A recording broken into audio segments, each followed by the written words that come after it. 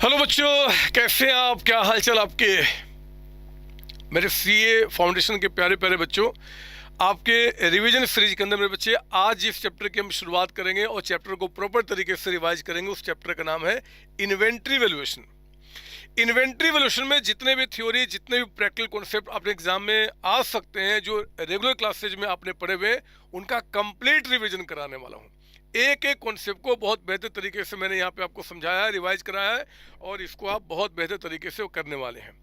चलिए शुरू करते हैं मेरे बच्चे। इन्वेंट्री वैल्यूएशन आपके सीए फाउंडेशन के अंदर में रिवीजन सीरीज, इसका नोट्स मैंने इस वीडियो के डिस्क्रिप्शन में डाल दिया है। मेरी जो रेगुलर बुक्स आपके पास जाती है सीए फाउंडेशन की, अगर आप मेरे पेड स्टूडेंट्स हैं तो इस बुक में उसका नोट्स आपको नहीं मिलेगा, आपको अलग से इसको इस वीडियो के डिस्क्रिप्शन में जाके इसको डाउनलोड करना होगा और अपने रिवीजन को कंप्लीट करना होगा।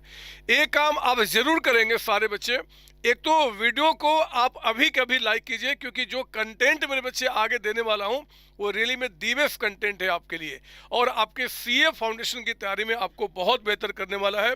मैं जल्द ही आपको यहां से हटाकर सीए फाउंडेशन के टॉपर में, चाहे सीए इंटर में जो बच्चे 91 90 मार्क्स इस सब अकाउंट्स में लेकर आए हैं, उनके बीच में आपको देखना चाहता हूं। बेस को बिल्कुल स्ट्रॉन्ग करके फिर तैयारी को हम आगे बढ़ाते हैं और चीज़ों को लेकर चलते हैं। आइए शुरू करते हैं मेरे बच्चे। आपका इन्वेंट्री वैल्यूएशन का रिवीजन आपका कंप्लीट इस सीरीज के अंदर में। आइए स्टार्ट करते हैं।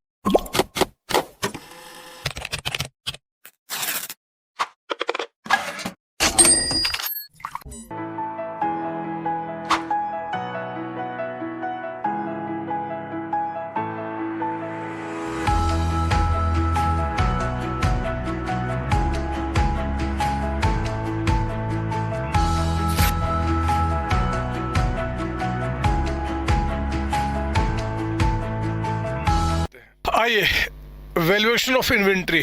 मेरे बच्चे, वैल्यूएशन ऑफ इन्वेंट्री को जो एस डील करता है उसका नाम है एस2। ये एस2 आपको याद रखना पड़ेगा।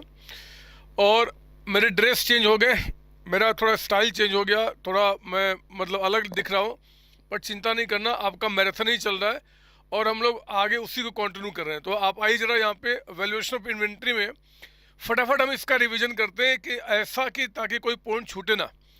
एक तो मेरे बच्चे एस2 को आपका वैल्यूएशन ऑफ इन्वेंट्री, कौन सा एस आपके पास है जी? एस2। एस2 क्या बताता है? ये डिटरमाइन करता है कि value at which inventories are carried in the financial statement.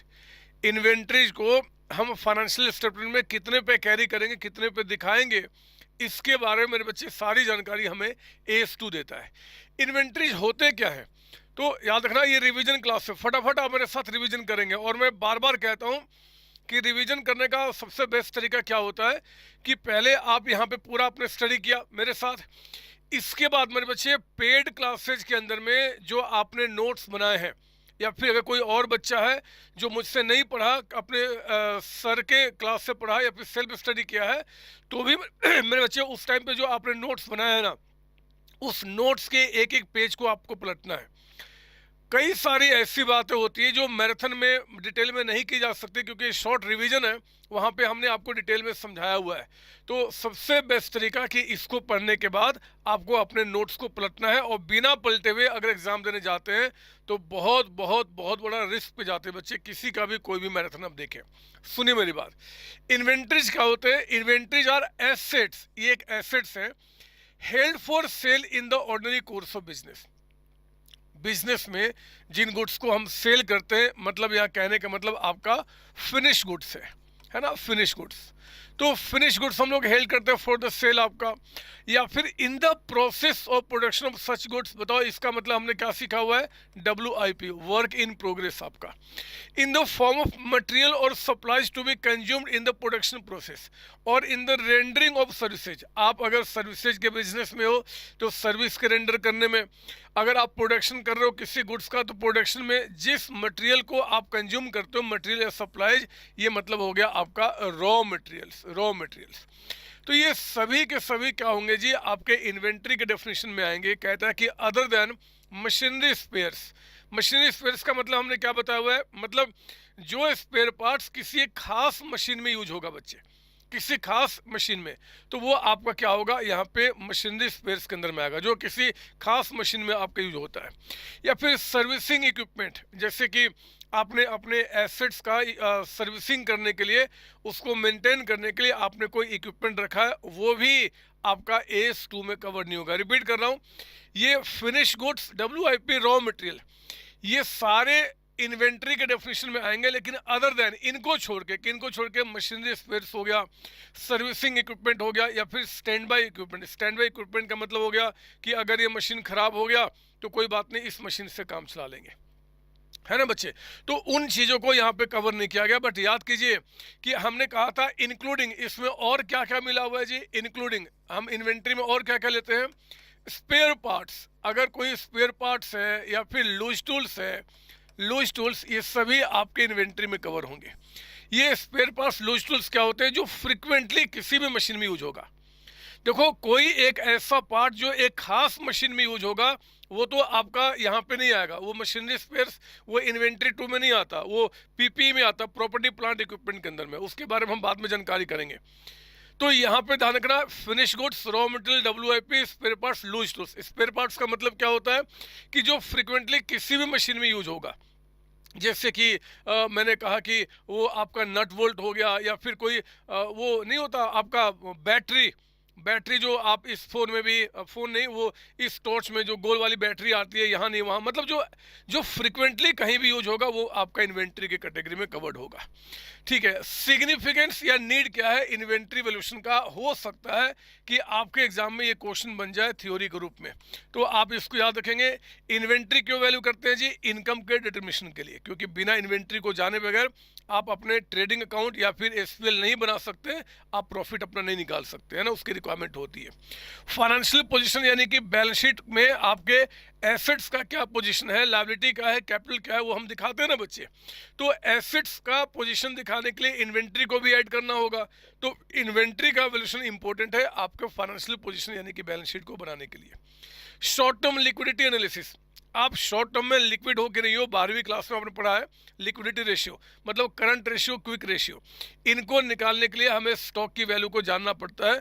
तो उसके लिए भी बच्चे शॉर्ट टर्म में आप कितने सॉल्वेंट हो, कितना आप लिक्विड हो, इसको भी जानकारी करने के लिए इन्वेंट्री को वैल्यू करना होता है। और स्टैट्यूटरी कंप्लायंस, आपका कंपनी एक्ट 2013 है, AS2 है, इन सब का कुछ रिक्वायरमेंट्स है कि इन्वेंट्री को आपको वैल्यू करना है, ऐसे ही वैल्यू करना है और हमेशा वैल्यू करना है, तो उनको भी कंप्लाई करने के लिए आपको यहाँ पे वैल्यू करना होता है। ये तो एग्जाम में सिग्निफिकेंस आ जाए, नीड आ जाए, या फिर इंपॉर्टेंस आ जाए, कि कुछ भी पूछ दे कि क्यों, वाई, क्यों there is need to value आपका यहाँ पे इन्वेंट्री, तो आपको ये 4 बातें बतानी पड़ेंगी, है ना। मैंने आपके इंस्टीट्यूट के स्टडी मटेरियल को बेस लेते हुए सारी बातें यहाँ पे तैयार की है ना। एग्जाम में आता है बेसिस ऑफ इन्वेंट्री वैल्यूएशन या फिर measurement of inventory valuation. Right a short notes, या फिर बोलता बताओ हाउ इन्वेंट्रीज आर मेजर्ड या इन्वेंट्रीज आर वैल्यूड। तो उस केस में आपको क्या करना है, इन्वेंट्री का वैल्यूएशन बताना है कि अकॉर्डिंग टू AS2 के मुताबिक इन्वेंट्रीज मेरे बच्चे वैल्यू किए जाते हैं किस पे जी, lower of cost price and net realisable value. इसको शॉर्ट में हम क्या बोलते हैं, NRV। इवन एग्जाम में भी NRV आ जाएगा। तो आपको क्या करना है कि आपके इन्वेंट्री का कॉस्ट कितना है और आपके इन्वेंट्री का NRV कितना है, उन दोनों में से जो लोअर होगा, रिपीट करता हूँ लोअर, हम उस पर क्या करते हैं, इन्वेंट्री को वैल्यू करते हैं आपका, है ना। Considering principle of conservatism, principle of prudence, prudence कहो चाहे कंजर्वेटिज्म कहो, मीनिंग सेम होता है। वो कहता है कि भैया आपको अगर जो भी दोनों में से लोअर होगा उस पर आपको वैल्यू करना, ठीक है, तो वही काम करेंगे ना। यहाँ पे कॉस्ट के बारे में बाद में हम देखते हैं कि नेट रियलाइजेबल वैल्यू क्या होता है। मेरे बच्चे इस चैप्टर पे हम लोगों ने रेगुलर क्लास में 10 से 12 घंटे आपके साथ डिवोट किए, जहाँ तक मुझे याद है 8 या 9 घंटे, 8 से 9 घंटे, हाँ जी मुझे याद है। तो वो आपको ध्यान से समझना, वो सारी बातें दिमाग में रिकॉल होनी चाहिए। NRV का मतलब क्या होता है, नेट रियलाइजेबल वैल्यू आपका। तो देखो NRV का मतलब कि जैसे अगर हम बात करते हैं in case of finish goods, 3 तरीके का स्टॉक है ना, फिनिश गुड्स है, वर्क इन प्रोग्रेस है, रॉ मटेरियल है, मेनली जो 3 आपके हैं। तो पहले हम बात करते हैं फिनिश गुड्स के बारे में। फिनिश गुड्स का अगर हम आपका देखें कि नेट रियलाइजेबल वैल्यू मतलब अगर हम उसको मार्केट में सेल करते हैं तो सेल करके कितना पैसा हमारे हाथ में आएगा और वो नेट अमाउंट कितना आएगा, मतलब कि फिनिश गुड्स का नॉर्मल सेलिंग प्राइस मार्केट में क्या है पहले वो देखेंगे। उस नॉर्मल जैसे मान लो कि मेरा जो फिनिश गुड्स है ये मैं बनाता हूँ जी, और ये मार्केट में 100 रुपीज़ में बिक जाएगा, तो 100 रुपीज़ तो मार्केट प्राइस हुआ। लेकिन अगर मैं सेल करता हूँ और कोई एक्सपेंसेस डायरेक्टली मेरे इस प्रोडक्ट के सेल से जुड़ा हुआ है, तो हम उसको माइनस करके एनआरवी निकालते हैं। जैसे कि सेल पे मान लो कोई कमीशन ऑन सेल है उसको माइनस करेंगे, या फिर मान लो हमने कोई सेल किया आपको और हमने बोला कि ठीक है जी आपको घर तक पहुंचाने तक की हमारी गारंटी, हम पहुंचाएंगे। तो 100 रुपये में सेल किया, 10 रुपये हमें घर तक पहुंचाने में आपका भाड़ा लग गया, तो हमारा एनआरवी कितना कहा जाएगा, 90 कहा जाएगा। इसका मतलब हमने क्या किया जी, हमने क्या पढ़ा हुआ, क्या पढ़ेंगे यहाँ पे। एनआरवी का मतलब क्या होता है in case of finish goods, ध्यान देंगे आप यहाँ पे फिनिश गुड्स के केस में। This is the estimated selling price of in the ordinary course of business. हमेशा हम ऑर्डिनरी क्यों कहते हैं, क्योंकि ये नॉर्मल सिचुएशन में देखा जाता है, एबनॉर्मल पीरियड में नहीं। Less the estimated cost necessary to make sale, जैसे कि कमीशन ऑन सेल हो गया, transport expenses to complete sale हुआ, उनको माइनस करके हम यहाँ पे फिनिश गुड्स का एनआरवी निकालेंगे।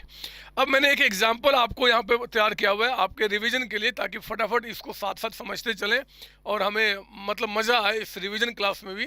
तो सुनिए मेरी बात कि अगर कहता है एग्जांपल 1 में calculate value of stock of finish goods, हमें फिनिश गुड्स के स्टॉक की वैल्यू निकालनी है। तो जरा बताओ स्टॉक की वैल्यू कैसे निकालेंगे, कॉस्ट प्राइस और NRV which ever is lower. तो मेरे बच्चे आप देखो ना, कहता है कि cost of stock of finish goods 2 lakh rupees. मैं एग्जाम्पल बनकर आंसर कर रहा हूँ, आप भी मेरे साथ शुरू कीजिए, आंसर यहाँ पे साथ साथ करेंगे ताकि रिवीजन ठीक हो। एग्जाम्पल आपका आंसर ऑफ एग्जाम्पल नंबर 1 आपका कहता है कि कॉस्ट जो है, कॉस्ट ऑफ फिनिश गुड्स, फटाफट आपको मेरे साथ साथ लिखना है, अगर तभी आपको अच्छा सा रिवीजन होगा, है ना। स्टॉक ऑफ फिनिश गुड्स कितने का आपका है जी, 2 लाख रुपीज का, तो हमने यहाँ पे 2 लाख रुपए लिख दिया आपका, 2 लाख रुपए। मार्केट प्राइस कहता है कि 220 है, लेकिन कमीशन ऑन सेल कहता है कि 18, और transportation cost to complete the sale, मतलब जहाँ पे मैं सेल करूँगा वहाँ पे कस्टमर को पहुँचाने के लिए हमें ये आपका ट्रांसपोर्टेशन कॉस्ट बियर करना होगा। तो मुझे बताइए कि एनआरवी हमारा क्या निकल के आ जाएगा, NRV will be normal selling price यानी कि 2,20,000। इसमें से हम क्या माइनस करेंगे जी, आपका कमीशन ऑन सेल 18,000, और क्या माइनस करेंगे हम आपका यहाँ पे 15,000 का अमाउंट। तो मेरे बच्चे 33,000 रुपीज अमाउंट माइनस करना पड़ेगा। जरा बताइए कि 2,20,000 में से अगर हमने 33,000 माइनस किया तो कितना निकल के आ गया, 33,000 ये आ गया बच्चे, 2,20,000 माइनस आपका 33,000, ये आ गया 1,87,000, 187 आपका। तो वैल्यू ऑफ इन्वेंट्री जो होगा, वैल्यू ऑफ फिनिश गुड्स जो आप रिकॉर्ड करेंगे अपने फाइनेंशियल स्टेटमेंट में, वो इन दोनों में से जो लोअर होगा, जरा बताइए इन दोनों में से लोअर क्या है, 1,87,000। अगर एग्जाम में आ जाए कि लोअर पे वैल्यू कर रहा हूँ, ये किसने कहा, कौन से प्रिंसिपल ने, तो मेरे बच्चे मैंने आपको बताया it's a principle of conservatism. वो कहता है कि भैया फ्यूचर में कोई लॉस होने वाला है आज ही रिकॉर्ड कर लो, गेन होगा तो रिकॉर्ड नहीं करना। अब देखो ना, हमने जिस चीज को 2 लाख में बनाया था, अगर उसको सेल करूं तो 187 मिलेगा, हमें तो घाटा होगा। हमने घाटा आज ही मान लिया और इसको कहा कि हमारा 187 का है। अगर एनआरवी आपका 2 लाख से ज्यादा होता तो हम बोलते भैया हम फायदा नहीं दिखाएंगे, हम फिर कॉस्ट पे दिखाएंगे। यानी कि इन शॉर्ट आपका हमेशा दोनों के लोअर पे, यानी कि कॉस्ट आपका फिनिश गुड्स की वैल्यू हमेशा दोनों के लोअर पे होगा हमेशा। तो ये मैंने आपको एग्जाम्पल के थ्रू बताया। आइए देखते हैं in case of work in progress. अगर हमारे पास वर्क इन प्रोग्रेस यानी कि वो गुड्स हैं जो कि इनकम्प्लीट है और उनके स्टॉक को वैल्यू करना, तो हमारे पास तरीका क्या होगा मेरे बच्चे, सेम तरीका जैसे आपका वो था ना फिनिश गुड्स आपका कि कॉस्ट प्राइस और NRV which ever is lower, वही काम यहाँ भी करते हैं, बट वहाँ पे थोड़ा सा चीज़ चेंज हो जाएगा। पढ़ेंगे यहाँ पे expenses and overhead required to be incurred to convert WIP into finished goods and making it ready to sell will be reduced from the selling price। इसका क्या मतलब है, हम लोगों ने क्लास में क्या हुआ, एक बार रिवीजन में फटाफट इस एग्जांपल के थ्रू कराता हूँ। तो आप मेरे साथ शुरू करेंगे एग्जांपल नंबर 2। फिलहाल WIP का भी अगर हम स्टॉक वैल्यू करते हैं तो कॉस्ट प्राइस और NRV which ever is lower आपका, ठीक है ना। मेरे बच्चे क्वेश्चन नंबर 2 में कहता है यूनिट्स ऑफ WIP, आपके पास 1500 यूनिट्स है, 1500, एंड कॉस्ट इनकर्ड कहता है टिल डेट। अभी तक हमने क्या किया जी, ये 1200 नहीं, इसे 120 कर दो, ये मिस्टेक है, यहाँ पे सही कर लो आप। अगर आपके इस नोट्स में डिस्क्रिप्शन में नोट्स अगर गलत है तो उसे सही कर लीजिए। इस WIP पे अभी तक जो हम लोगों ने कॉस्ट इनकर्ड किया है वो कहता है कि 120 आपका पर यूनिट है, 120 रुपये पर यूनिट। तो मेरे बच्चे जरा बताओ कि कॉस्ट जो अभी तक लग चुका है, कॉस्ट ऑफ आपका WIP जिसका हम स्टॉक वैल्यू कर रहे हैं, आप मुझे बताइए कि कॉस्ट ऑफ WIP कितना हो जाएगा, है ना WIP। तो हमने कहा कि 1500 आपकी यूनिट्स हैं, 1500 यूनिट साथ साथ लिखो ना, साथ साथ, तभी मस्त रिवीजन होगा। यूनिट्स आपका है और इंटू 120 का रेट आपका, इंटू 120 का, तो बताओ कितना निकल के आ गया, ये आ गया 1,80,000 का अमाउंट आपका, 1,80,000 है ना। 1500 को अगर 120 से मल्टीप्लाई करते हैं तो वी आर गेटिंग आपका कितना, 180। ठीक है, ये कॉस्ट हो गया बच्चे। अब हमें NRV ऑफ WIP निकालना है, वर्क इन प्रोग्रेस का जो हमारे पास स्टॉक है, हम लोग बात स्टॉक का कर रहे हैं, उसका NRV कैसे निकालते हैं जी, कैसे क्लास में सीखा है, जरा मेरे साथ रिपीट कीजिए। हम लोग क्या करते हैं, यहाँ पे आप पहले लेते हैं selling price of finish goods. हम यहाँ पे क्या लेते हैं, selling price of finish goods, आपका यहाँ पे लेते हैं selling price of finish goods. तो फिनिश गुड्स हमारे पास के स्टॉक कितने हैं जरा बताओ, फिनिश गुड्स कितने, माफ कीजिए, सेलिंग प्राइस कितना है आपका फिनिश गुड्स का, 250 कहता है। यानी कि ये जो आपका WIP है 1500 यूनिट्स, कल को जब फिनिश गुड्स में बन जाएगा तो आप इस 1500 को अगर हम मार्केट में बेचेंगे तो 250 के हिसाब से बिकेगा आपका।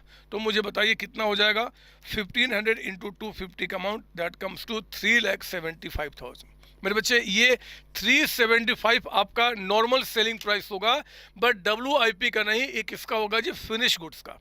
कोई बात नहीं, अब चेक कर लो कि इतने रुपए का अगर आपको सेल्स चाहिए, इतने रुपए अगर आपको चाहिए सेल करके, तो कितने खर्चे वो हैं जो डायरेक्टली इससे जुड़े हुए हैं। तो उसमें यहाँ पे WIP में एक नाम और ऐड हो जाता है NRV निकालते समय, additional cost to be incurred for becoming finish goods. यानी कि ये जो WIP है इसको फिनिश गुड्स में कन्वर्ट करके जब सेल करने जाऊंगा तो उस पर हमें पर यूनिट अभी 100 रुपीज़ खर्च करना पड़ेगा। आप यहाँ से लेस कीजिए एडिशनल कॉस्ट, फटाफट, additional cost to be incurred. अभी इस पे हमें और जो खर्च करना पड़ेगा इतने में सेल करने के लिए, वो आपका 100 रुपीज़ के हिसाब से। तो मेरे बच्चे 150 यूनिट्स, 1500 यूनिट्स 1500 इंटू आपका 100, कितना खर्च हो गया जी, हमें 150 और खर्च करना पड़ेगा। यही नहीं, जब हम इसको 375 में सेल करेंगे तो मेरे बच्चे कहता है कि कमीशन ऑन सेल भी पे करना पड़ेगा, लेस। ये सारे खर्चे इससे डायरेक्टली जुड़े हुए हैं, है ना। कमीशन ऑन सेल आपका वो कहता है कि 10% आपका है, तो विल टेक 10% ऑफ कितना, 375 आपका, 3,75,000, दैट कम्स टू 37,500 रुपीज़ का अमाउंट आपका। अब मुझे बताइए कि यहाँ पे जो NRV निकल के आया आपका, NRV ऑफ WIP याद रखना, इतना में सेल होगा फिनिश गुड्स का, तो फिनिश गुड्स बनाने के लिए हमें ये भी तो खर्च करना पड़ेगा, ये भी उससे डायरेक्टली जुड़ा हुआ है। तो मेरे बच्चे 375, सर आप बहुत फास्ट चल लो बदमाश, मैं रिवीजन करा रहा हूँ, आपको क्या लगता है रिवीजन में गा के कराऊंगा। ये आ गया 1,87,500 रुपीज़ का अमाउंट आपका। तो जरा बताओ इन दोनों में से आपको लोअर कौन सा दिख रहा है, 180। यानी कि अगर आपको वैल्यू ऑफ WIP आपको दिखाना है अपने अकाउंट्स में, तो इन दोनों में से लोअर, यानी कि हम 180 पे दिखाएंगे आपका, 180 पे। ये वर्क इन प्रोग्रेस का आपका वैल्यूएशन हो गया। इसके बाद मेरे बच्चे हमने तीसरा पढ़ा हुआ है in case of raw material आपका है, इनको हम कैसे वैल्यू करेंगे। तो याद कीजिए हमने बताया था कि रॉ मटेरियल के केस में NRV का मतलब होता है रिप्लेसमेंट कॉस्ट। रिप्लेसमेंट कॉस्ट का मतलब वही उसका मार्केट प्राइस आपका हो गया कि अगर हम नया आज वो रॉ मटेरियल परचेज करेंगे तो हमें कितने का मिलेगा, तो ये आपका NRV। इसलिए कहा हमने कि replacement cost is generally consider as NRV आपका। यहाँ पे NRV का मतलब क्या, रिप्लेसमेंट कॉस्ट। ध्यान रखना यहाँ पे नॉर्मल सेलिंग प्राइस की बात कर रहा है, कोई कमीशन सब सेल नहीं करना। लेकिन हमने पढ़ा कि रॉ मटेरियल को वैल्यू करते समय दो केसेज होते हैं। If sale of finish goods आपका प्रॉफिटेबल है, मतलब इस रॉ मटेरियल से जो आप फिनिश गुड्स बनाओगे और उस फिनिश गुड्स को बेचकर अगर आपको प्रॉफिट होगा, अगर प्रॉफिट होगा तो मेरे बच्चे हमने क्या सीखा है जी? रॉ मटेरियल, जल्दी बताओ, raw material is valued is valued is valued at its cost always, at its cost always. अगर आपका इस रॉ मटेरियल से जो फिनिश गुड्स बनेगा, अगर उसका सेल प्रॉफिटेबल है तो कोई भी कंपनी, कोई भी फर्म रॉ मटेरियल को एज इट इज बेचना पसंद नहीं करेगी। इसलिए रॉ मटेरियल को मेरे बच्चे हमेशा क्या करेंगे? हम कॉस्ट पे वैल्यू करेंगे। लेकिन अगर sale of finish goods profitable नहीं है तो उस केस में रॉ मटेरियल को जरा बताइए, हमने कैसे बोला था वैल्यू करने के लिए? उस केस में रॉ मटेरियल को वैल्यू करने के लिए हम लोग देखेंगे कि रॉ मटेरियल का कॉस्ट कितना है एंड रॉ मटेरियल का एनआरवी यानी कि मार्केट प्राइस यानी कि रिप्लेसमेंट कॉस्ट कितना है ना। इसमें मैं कमीशन ऑन सेल सब नहीं बोलना माइनस करने के लिए, क्योंकि रॉ मटेरियल में आपको जब भी उसको वैल्यू करना होगा तो हम उसका कॉस्ट लेंगे और उसका रिप्लेसमेंट कॉस्ट लेंगे। यहाँ पे रिप्लेसमेंट कॉस्ट का मतलब नॉर्मल सेलिंग प्राइस, आपका normal market price, that is को रिप्लेसमेंट को, दैट इज को एनआरबी। तो रॉ, जब भी फिनिश गुड्स का सेल प्रॉफिटेबल नहीं होगा तो रॉ मटेरियल को वैल्यू किया जाएगा कॉस्ट प्राइस और market price which ever is lower. आपका ये किसका कॉस्ट लिया जाएगा? रॉ मटेरियल का। ये किसका मार्केट प्राइस लिया जाएगा? रॉ मटेरियल का। और जो लोअर होगा उस पर वैल्यू करेंगे। यही बातें तो सीखा हम लोगों ने, बोलो ना। हमने तो आपको इतना मस्त तरीके से आपको इस चैप्टर में मास्टरी कराया है मेरे बच्चे। एग्जाम में कोई भी क्वेश्चन आ जाए, कोई भी क्वेश्चन आ जाए तो आप बहुत आसानी से करके जाएंगे, मैं आपको विश्वास दिलाता हूँ। और एक चीज बता दूं आपको 1 मार्क के क्वेश्चन के लिए, ट्रू और फॉल्स में, कि अगर एग्जाम में आ जाए कि ये जो इन्वेंट्रीज है वो कब वैल्यू किए जाते हैं जनरली, तो ध्यान रखना, an assessment is made at each balance sheet date. जिस दिन आप बैलेंस शीट बनाते हो उस हर एक बैलेंस शीट डेट पे आप उसको ऐसे यानी कि पता करते हो उसकी वैल्यू कितनी है। और inventories are valued at lower of cost and NRV on item by item basis. Item by item basis का ही मतलब आपको बताया मैंने कि ये जो आपका कॉस्ट और NRV which ever is lower को हम जो वैल्यू करते हैं वो आइटम बाय आइटम, 5 आइटम हमारे पास है तो पांचों का अलग अलग हम उसका कॉस्ट चेक करेंगे, अलग अलग हम उसका एनआरवी चेक करेंगे और फिर लोअर पे आपको वैल्यू करेंगे। एक बार चेक कर लें क्या मैंने इस पे कोई क्वेश्चन डाला है कि नहीं डाला रिवीजन वाली क्लास में, एक बार चेक कर लेता हूँ। अगर है तो वो क्वेश्चन करा दूंगा, अदरवाइज क्लास में तो आपने किया ही क्या। ये लीजिए वो क्वेश्चन है मेरे बच्चे, देखो मैंने ये 8 क्वेश्चन आपके पास रखा हुआ है। यहाँ पे आइटम बाय आइटम का मतलब समझाने के लिए मैंने क्वेश्चन रखा हुआ है।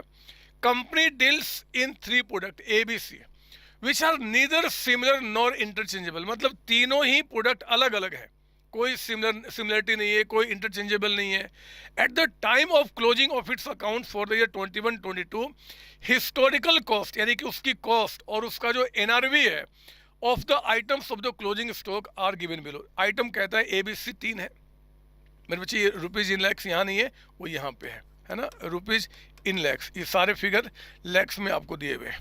तीनों ही प्रोडक्ट का आपका कॉस्ट बता रहा है, तीनों ही प्रोडक्ट का एनआरवी बता रहा है। एग्जाम में भूल कर भी इस तीनों को ऐड करके और इस तीनों को ऐड करके फिर लोअर को कंपेयर मत करना।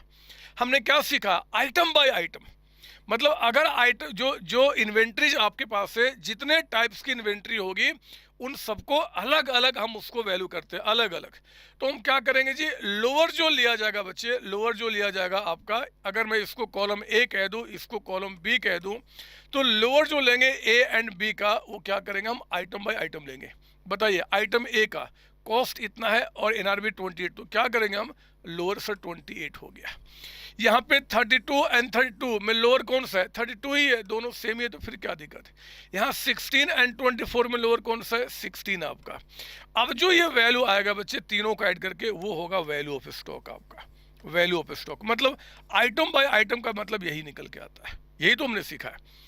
अरे आप बोलो ना, आपके अंदर में शक्तियां मतलब बढ़ती चली जानी चाहिए। आपको आपका आत्मविश्वास को बढ़ाने के लिए मैंने ये मैराथन रिकॉर्ड किया है कि अरे हाँ, हम तो सब कुछ जानते हैं, हर एक टॉपिक पे हमने कितने सारे क्वेश्चन किए हैं। आपसे ज़्यादा स्ट्रांग, आपसे ज़्यादा शक्तिशाली मेरे बच्चे दुनिया का कोई इंसान हो ही नहीं सकता।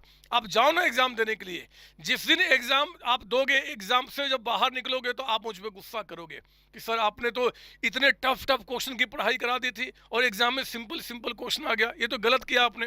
ना मेरे बच्चे ना, हमने उस लेवल की पढ़ाई की है, इसलिए एग्जाम में कोई भी क्वेश्चन आता ना तो आपको सिंपल लगना शुरू हो जाता है। तो आप ना मतलब अंदर से कॉन्फिडेंस को गेन करो, यही आइटम बाय आइटम का मतलब होता है। हम लोगों ने क्लास में इसको बहुत बेहतर तरीके से सीखा है, उसका मैंने आपको रिवीजन कराया। अच्छा, अब यहाँ पे आप आइए, हमारे पास सेल प्रॉफिटेबल है कि नहीं है उसके बारे में हमने काम कर लिया यहाँ पे जी आपका। उसके बाद अब ये हमने असेसमेंट जो करना, inventories are valued at lower of cost and NRV by item basis, उसका मतलब मैंने आपको बता दिया। आइटम बाय आइटम का क्या मतलब होता है ना, 1 मार्क से क्वेश्चन के लिए या एमसीक्यू के लिए अच्छा पॉइंट आपके लिए ना। इसके बाद हमारे पास है आपका कॉस्ट ऑफ इन्वेंट्री। अभी तो हमने देखा कि एनआरबी का मतलब क्या होता है, एनआरबी का मतलब आपका फिनिश गुड्स के अंदर में क्या होगा वो देखा हमने। एनआरबी का मतलब आपका डब्ल्यूआईबी के केस में देखा, और एनआरबी का मतलब हमने देखा रॉ मटेरियल के केस में। रॉ मटेरियल के केस में एनआरबी का मतलब होता है मेरे बच्चे सिंपली रिप्लेसमेंट कॉस्ट, और रिप्लेसमेंट का मतलब क्या होता है, नॉर्मल सेलिंग प्राइस। उसमें कोई कमीशन ऑन सेल या कोई आपका एक्सपेंसेज माइनस करने की बात वहाँ पे नहीं की गई है AS2 के अंदर में, कोई डाउट नहीं सर। अब कॉस्ट का मतलब क्या, थोड़ा कॉस्ट भी समझ लें, क्योंकि एग्जाम में क्वेश्चन बनते हैं जी, और बनेंगे तो फिर आप परेशान नहीं होंगे। हमने बहुत अच्छे अच्छे क्वेश्चन इसके ऊपर में किए हैं। जब इन्वेंट्री के कॉस्ट की बात की जाती है तो इसमें क्या आएगा, एक तो आपका कॉस्ट ऑफ परचेज, जो भी कॉस्ट ऑफ परचेज यानी कि cost of purchase of raw material, मतलब डायरेक्ट मटेरियल कॉस्ट। तो एग्जाम में कॉस्ट ऑफ परचेज भी कह सकता है, कॉस्ट ऑफ मटेरियल भी कह सकता है, डायरेक्ट मटेरियल कॉस्ट भी कह सकता है, मीनिंग सेम है। ये कॉस्ट ऑफ इन्वेंट्री मतलब जो फिनिश गुड्स आप बना रहे हो, जो प्रोडक्ट आप बना रहे हो, उसका कॉस्ट जब लेंगे तो कॉस्ट में क्या क्या होगा, ये कॉस्ट की बात कर रहा हूं बच्चे। ये जो कॉस्ट आपने लिया है उस कॉस्ट में क्या क्या होगा, ये देखो कॉस्ट ऑफ फिनिश गुड है ना 2 लाख रुपीज। तो इस 2 लाख में क्या क्या इंक्लूड होगा, हम उनके बारे में बात कर रहे हैं। तो हमने कहा कि देखो जी, एक तो जो डायरेक्ट मटेरियल कॉस्ट होगा उसको ले लेना। फिर हमने कहा कि आपको ऐड करना पड़ेगा इसमें क्या जी, कन्वर्जन कॉस्ट। कन्वर्जन कॉस्ट आपका है ना, एक तो डायरेक्ट मटेरियल कॉस्ट हो गया, एक कन्वर्जन कॉस्ट हो गया। कन्वर्जन कॉस्ट में दो हमने नाम लिए हैं, एक आपका नाम लिया है डायरेक्ट लेबर कॉस्ट यानी कि वेजेज, और एक आपका फैक्ट्री ओवरहेड्स। फैक्ट्री ओवरहेड्स का मतलब क्या होता है कि जो फैक्ट्री में जितने भी आपके खर्चे लग रहे हैं, है ना, आपका मटेरियल हो गया, लेबर हो गया, उसके बाद फैक्ट्री में खर्च लगेगा ना, फैक्ट्री का रेंट है, फैक्ट्री का इलेक्ट्रिसिटी है, फैक्ट्री के अंदर में कुछ इनडायरेक्ट लेबर्स काम करते हैं, फैक्ट्री में कुछ और भी मटेरियल यूज हो रहा होगा, जैसे कि फेविकॉल हो गया, ये सब हो गया, ये सब कुछ आपका इसमें होगा। तो हमने कहा कि कॉस्ट ऑफ मटेरियल में डायरेक्ट मटेरियल का मतलब क्या होता है, मेन मटेरियल जिस पे आप काम कर रहे हो, और उसके बाद आपका डायरेक्ट मटेरियल को जो इन्वेंट्री में मतलब फिनिश गुड्स में कन्वर्ट करोगे, उसमें जो खर्च लगेगा उसको क्या बोलेंगे, कन्वर्जन कॉस्ट, जिसमें कि लेबर कॉस्ट हो गया और फैक्ट्री के खर्चे आपके हो गए। इसके साथ साथ और हम तीसरा चीज क्या ऐड करेंगे जी, अदर कॉस्ट। अदर कॉस्ट का मतलब क्या होता है, expenses incurred to bring the stock in the present location and condition. हमने आपको बताया कि इसका मतलब कि जो फैक्ट्री में आपने मान लीजिए रॉ मटेरियल, ये आपने गुड्स बनाया, तो फैक्ट्री में ही थोड़े स्टोर करते हैं हम, उसको गोडाउन में स्टोर करते हैं। तो इस अदर कॉस्ट का मतलब कि गोडाउन तक पहुंचाने तक का जो खर्चा होगा, जहां पे हम उसको स्टोर करेंगे, वो आपका खर्च इसमें ऐड हो गया। प्राइमरी पैकिंग हो गया। प्राइमरी पैकिंग का मतलब क्या, जैसे कि बिस्किट होता है, उस बिस्किट को जब हम प्रोड्यूस करते हैं, बनाते हैं फैक्ट्री में, तो मेरे बच्चे उसको गोडाउन में हम वैसे लेकर नहीं जाते। एक वाइट कलर का पैक होता है या फिर एक आपका कार्टून होता है जिसमें पैक करके हम उसको गोडाउन में स्टोर करते हैं। तो ये सारे प्राइमरी पैकिंग होते हैं। प्राइमरी पैकिंग मतलब जो ब्रांडिंग के लिए यूज नहीं किया जाएगा, वो प्रोडक्ट को सेव करने के लिए यूज किया जाएगा। तो ये हमारा क्या हो गया, total cost of finish goods आपका हो गया, है ना। क्या क्या लिए जल्दी बताइए, फटाफट मेरे साथ बोलेंगे कि अगर हम कॉस्ट ऑफ इन्वेंट्री में क्या क्या लेंगे। एक तो मटेरियल कॉस्ट। मटेरियल कॉस्ट का मतलब क्या हो गया, डायरेक्ट मटेरियल मतलब मेन मटेरियल जिस पे हम काम कर रहे हैं। फिर आपका क्या हो गया जी, आपका कन्वर्जन कॉस्ट। कन्वर्जन कॉस्ट में दो आएगा, एक आएगा लेबर कॉस्ट, एक हमारे पास क्या आएगा, एक आएगा आपका फैक्ट्री ओवरहेड्स, है ना बच्चे। फिर आपका अदर कॉस्ट। अदर कॉस्ट में क्या हो गया, फैक्ट्री में गुड्स को बनाकर हम फैक्ट्री में नहीं रखते, हम उसको गोडाउन में या कहीं पे स्टोर करते हैं। तो स्टोर तक पहुंचाने तक में जो भी खर्चे होंगे वो भी उसके अंदर में कॉस्ट में ऐड किया जाएगा। मतलब जैसे कि ट्रांसपोर्टेशन कॉस्ट आपका हो गया, जैसे कि आपका वो क्या बोलते हैं जी, कोई आपका प्राइमरी पैकिंग हो गया, वो आपको याद कीजिए, मैंने क्लास में आपको बताया था।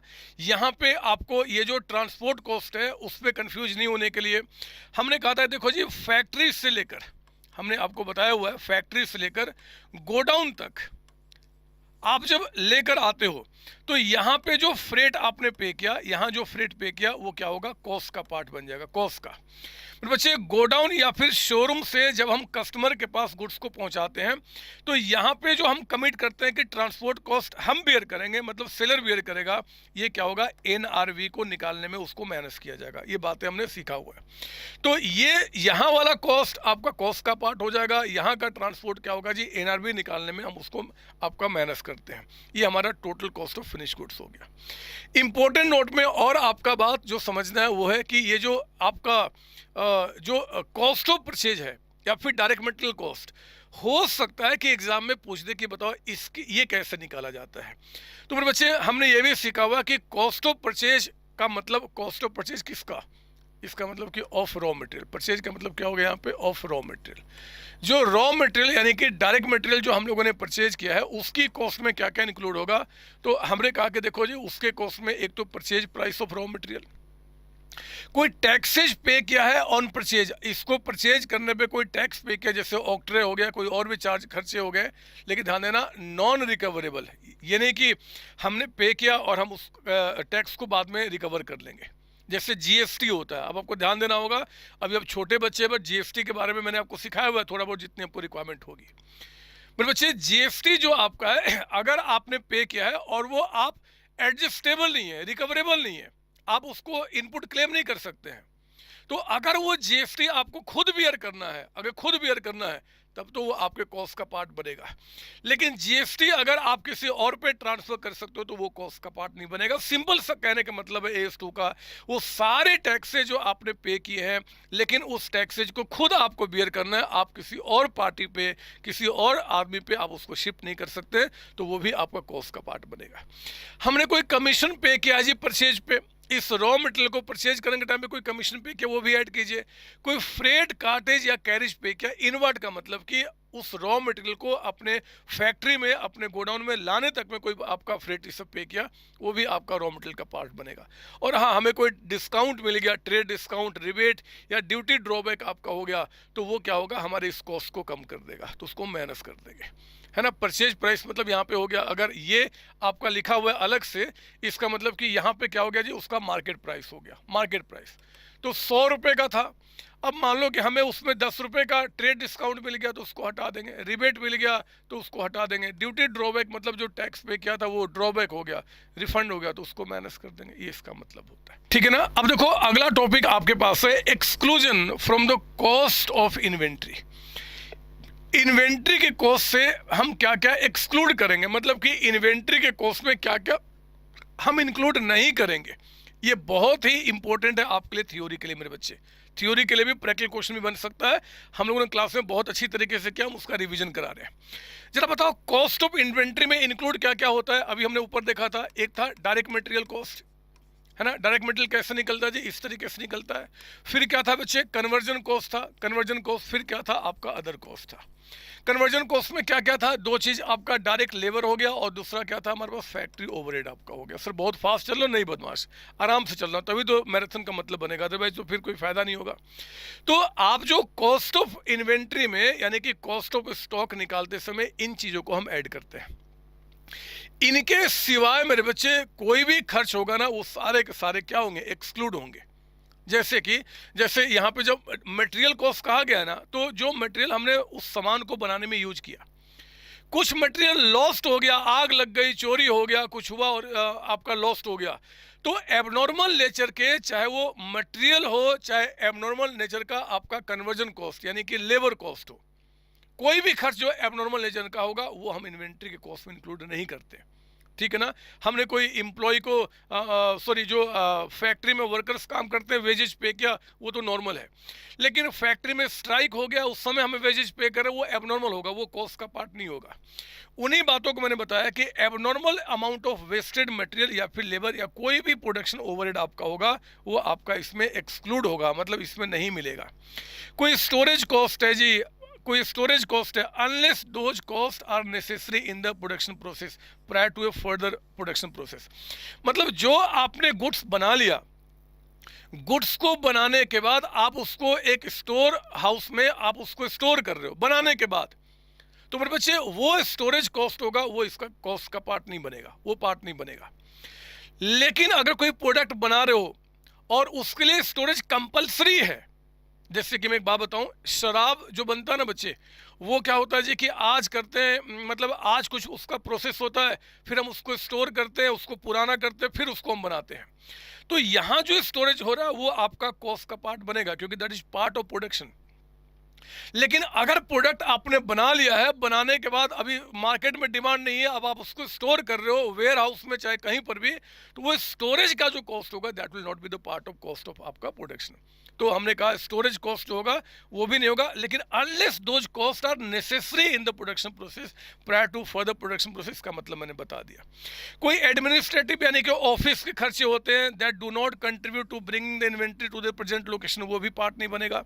सेलिंग एंड डिस्ट्रीब्यूशन कॉस्ट होगा, वो भी कॉस्ट का पार्ट नहीं होगा। कॉस्ट का तो सिर्फ तीन ही होता है, डायरेक्ट मटेरियल, कन्वर्जन कॉस्ट और फिर आपका अदर कॉस्ट। अदर कॉस्ट में क्या, वो आपका जहां गुड्स स्टोर हो रहा है ना वहां तक पहुंचाने तक के खर्चे, स्टोर के खर्चे नहीं, है ना बच्चे।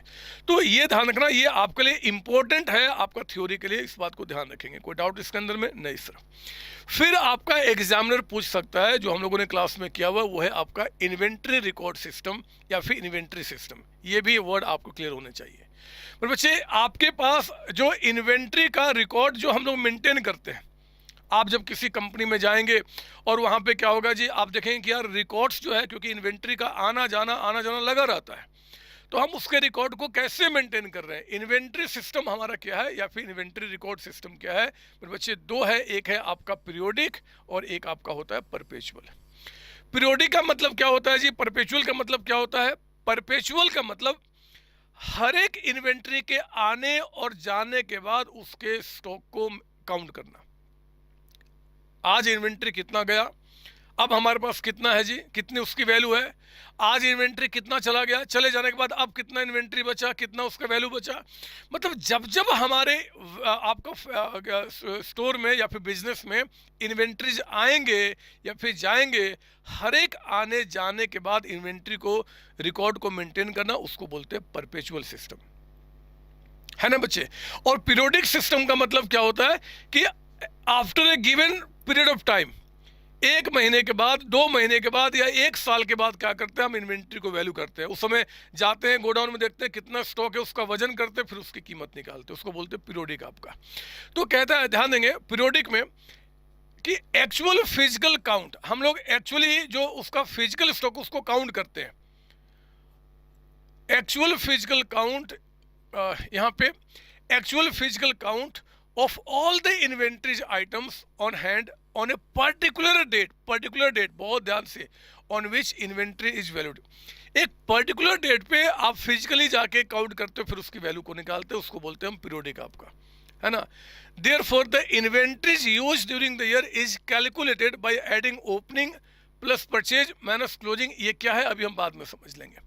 परपेचुअल इन्वेंट्री सिस्टम का मतलब क्या जी, आपका एक system of recording inventory balances after each receipt and issue.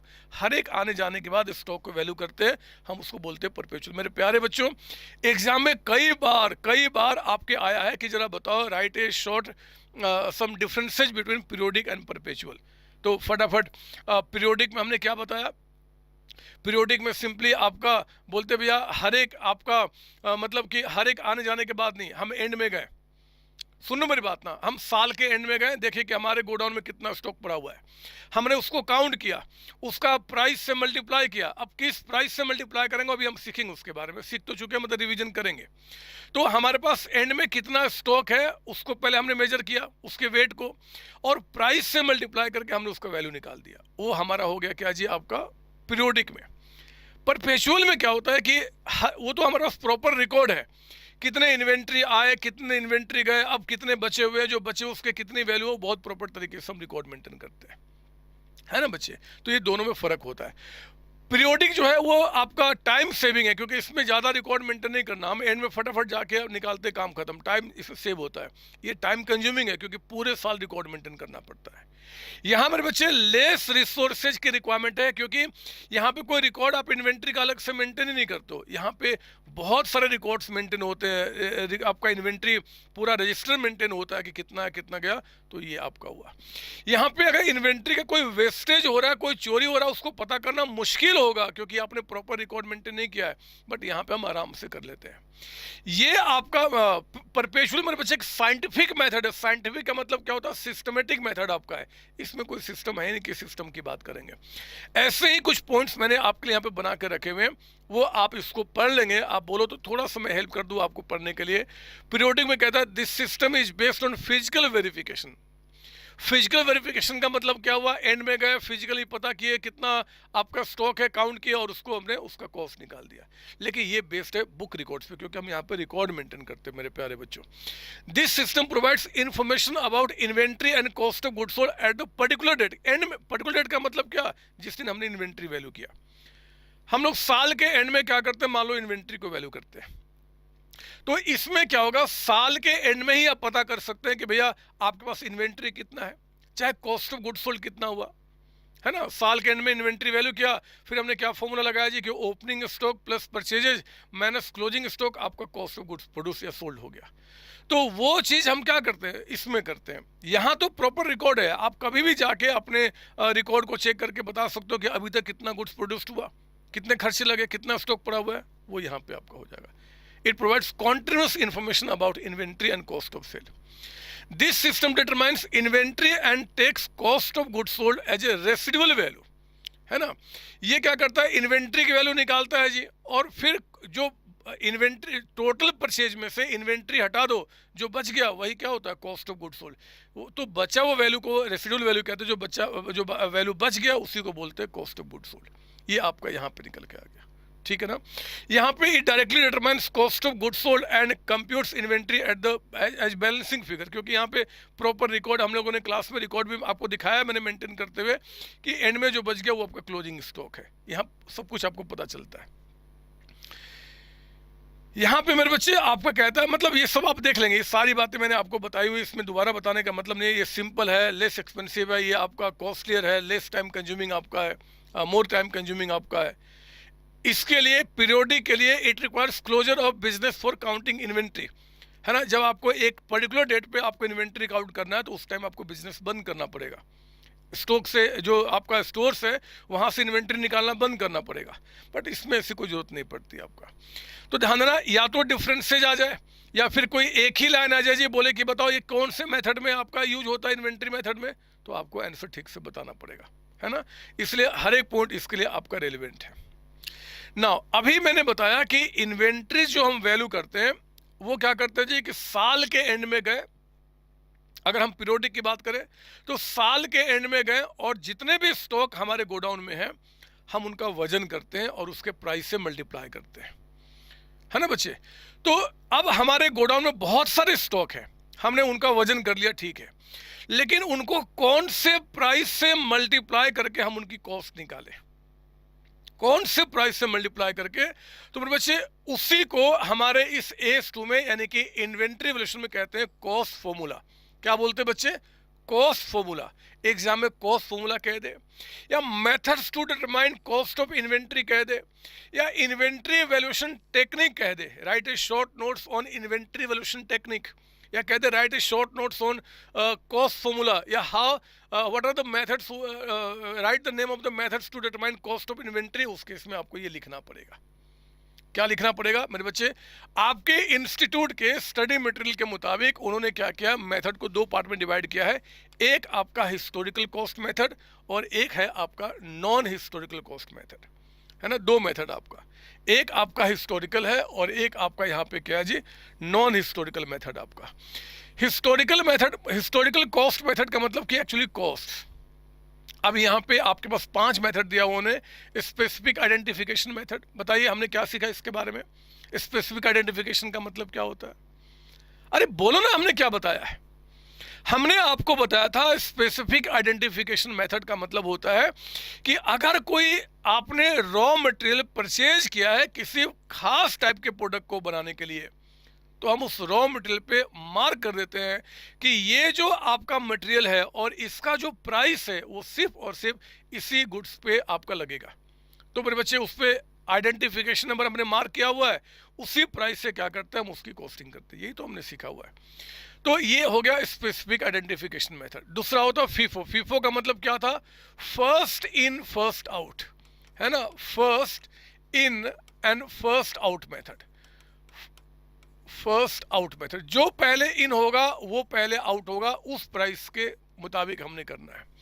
LIFO, last in first out. ध्यान रखना, एक बात मैं बता दूं आपको, लास्ट इन फर्स्ट आउट। मेरे बच्चे एस टू ने इस मेथड को डिलीट कर दिया है। एस2 के मुताबिक लिफो मेथड नहीं, अब वो खत्म हो गया बहुत वर्षों पहले।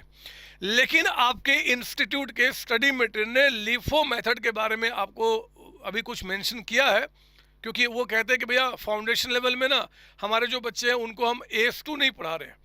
भले ही सारी बातें एस2 की हैं, लेकिन कहते हैं हम एस2 नहीं पढ़ा रहे, हम तो इन्वेंट्री कैलकुलेशन सिखा रहे हैं। एस2 तो इन बच्चों को हम इंटर में पढ़ाएंगे, इंटर में भी पढ़ेंगे सेम चीज़ आपका, वहाँ पे हर एक चीज़ में आगे क्या होगा एस2 लगा के मैं आपको सिखाऊंगा। तो मेरे बच्चे वहाँ पे उन्होंने कहा हुआ है कि हम क्योंकि एस2 नहीं पढ़ा रहे, इन्वेंट्री वैल्यूएशन पढ़ा रहे, इसलिए उनको लिफो भी पढ़ा देना। ऐसे एग्जाम में आने के चांसेस न के बराबर है, फिर भी हमें सेफ्टी के लिए इस मेथड को भी रखना पड़ेगा, क्योंकि अब आउटडेटेड हो चुका है, मैंने बताया आपको।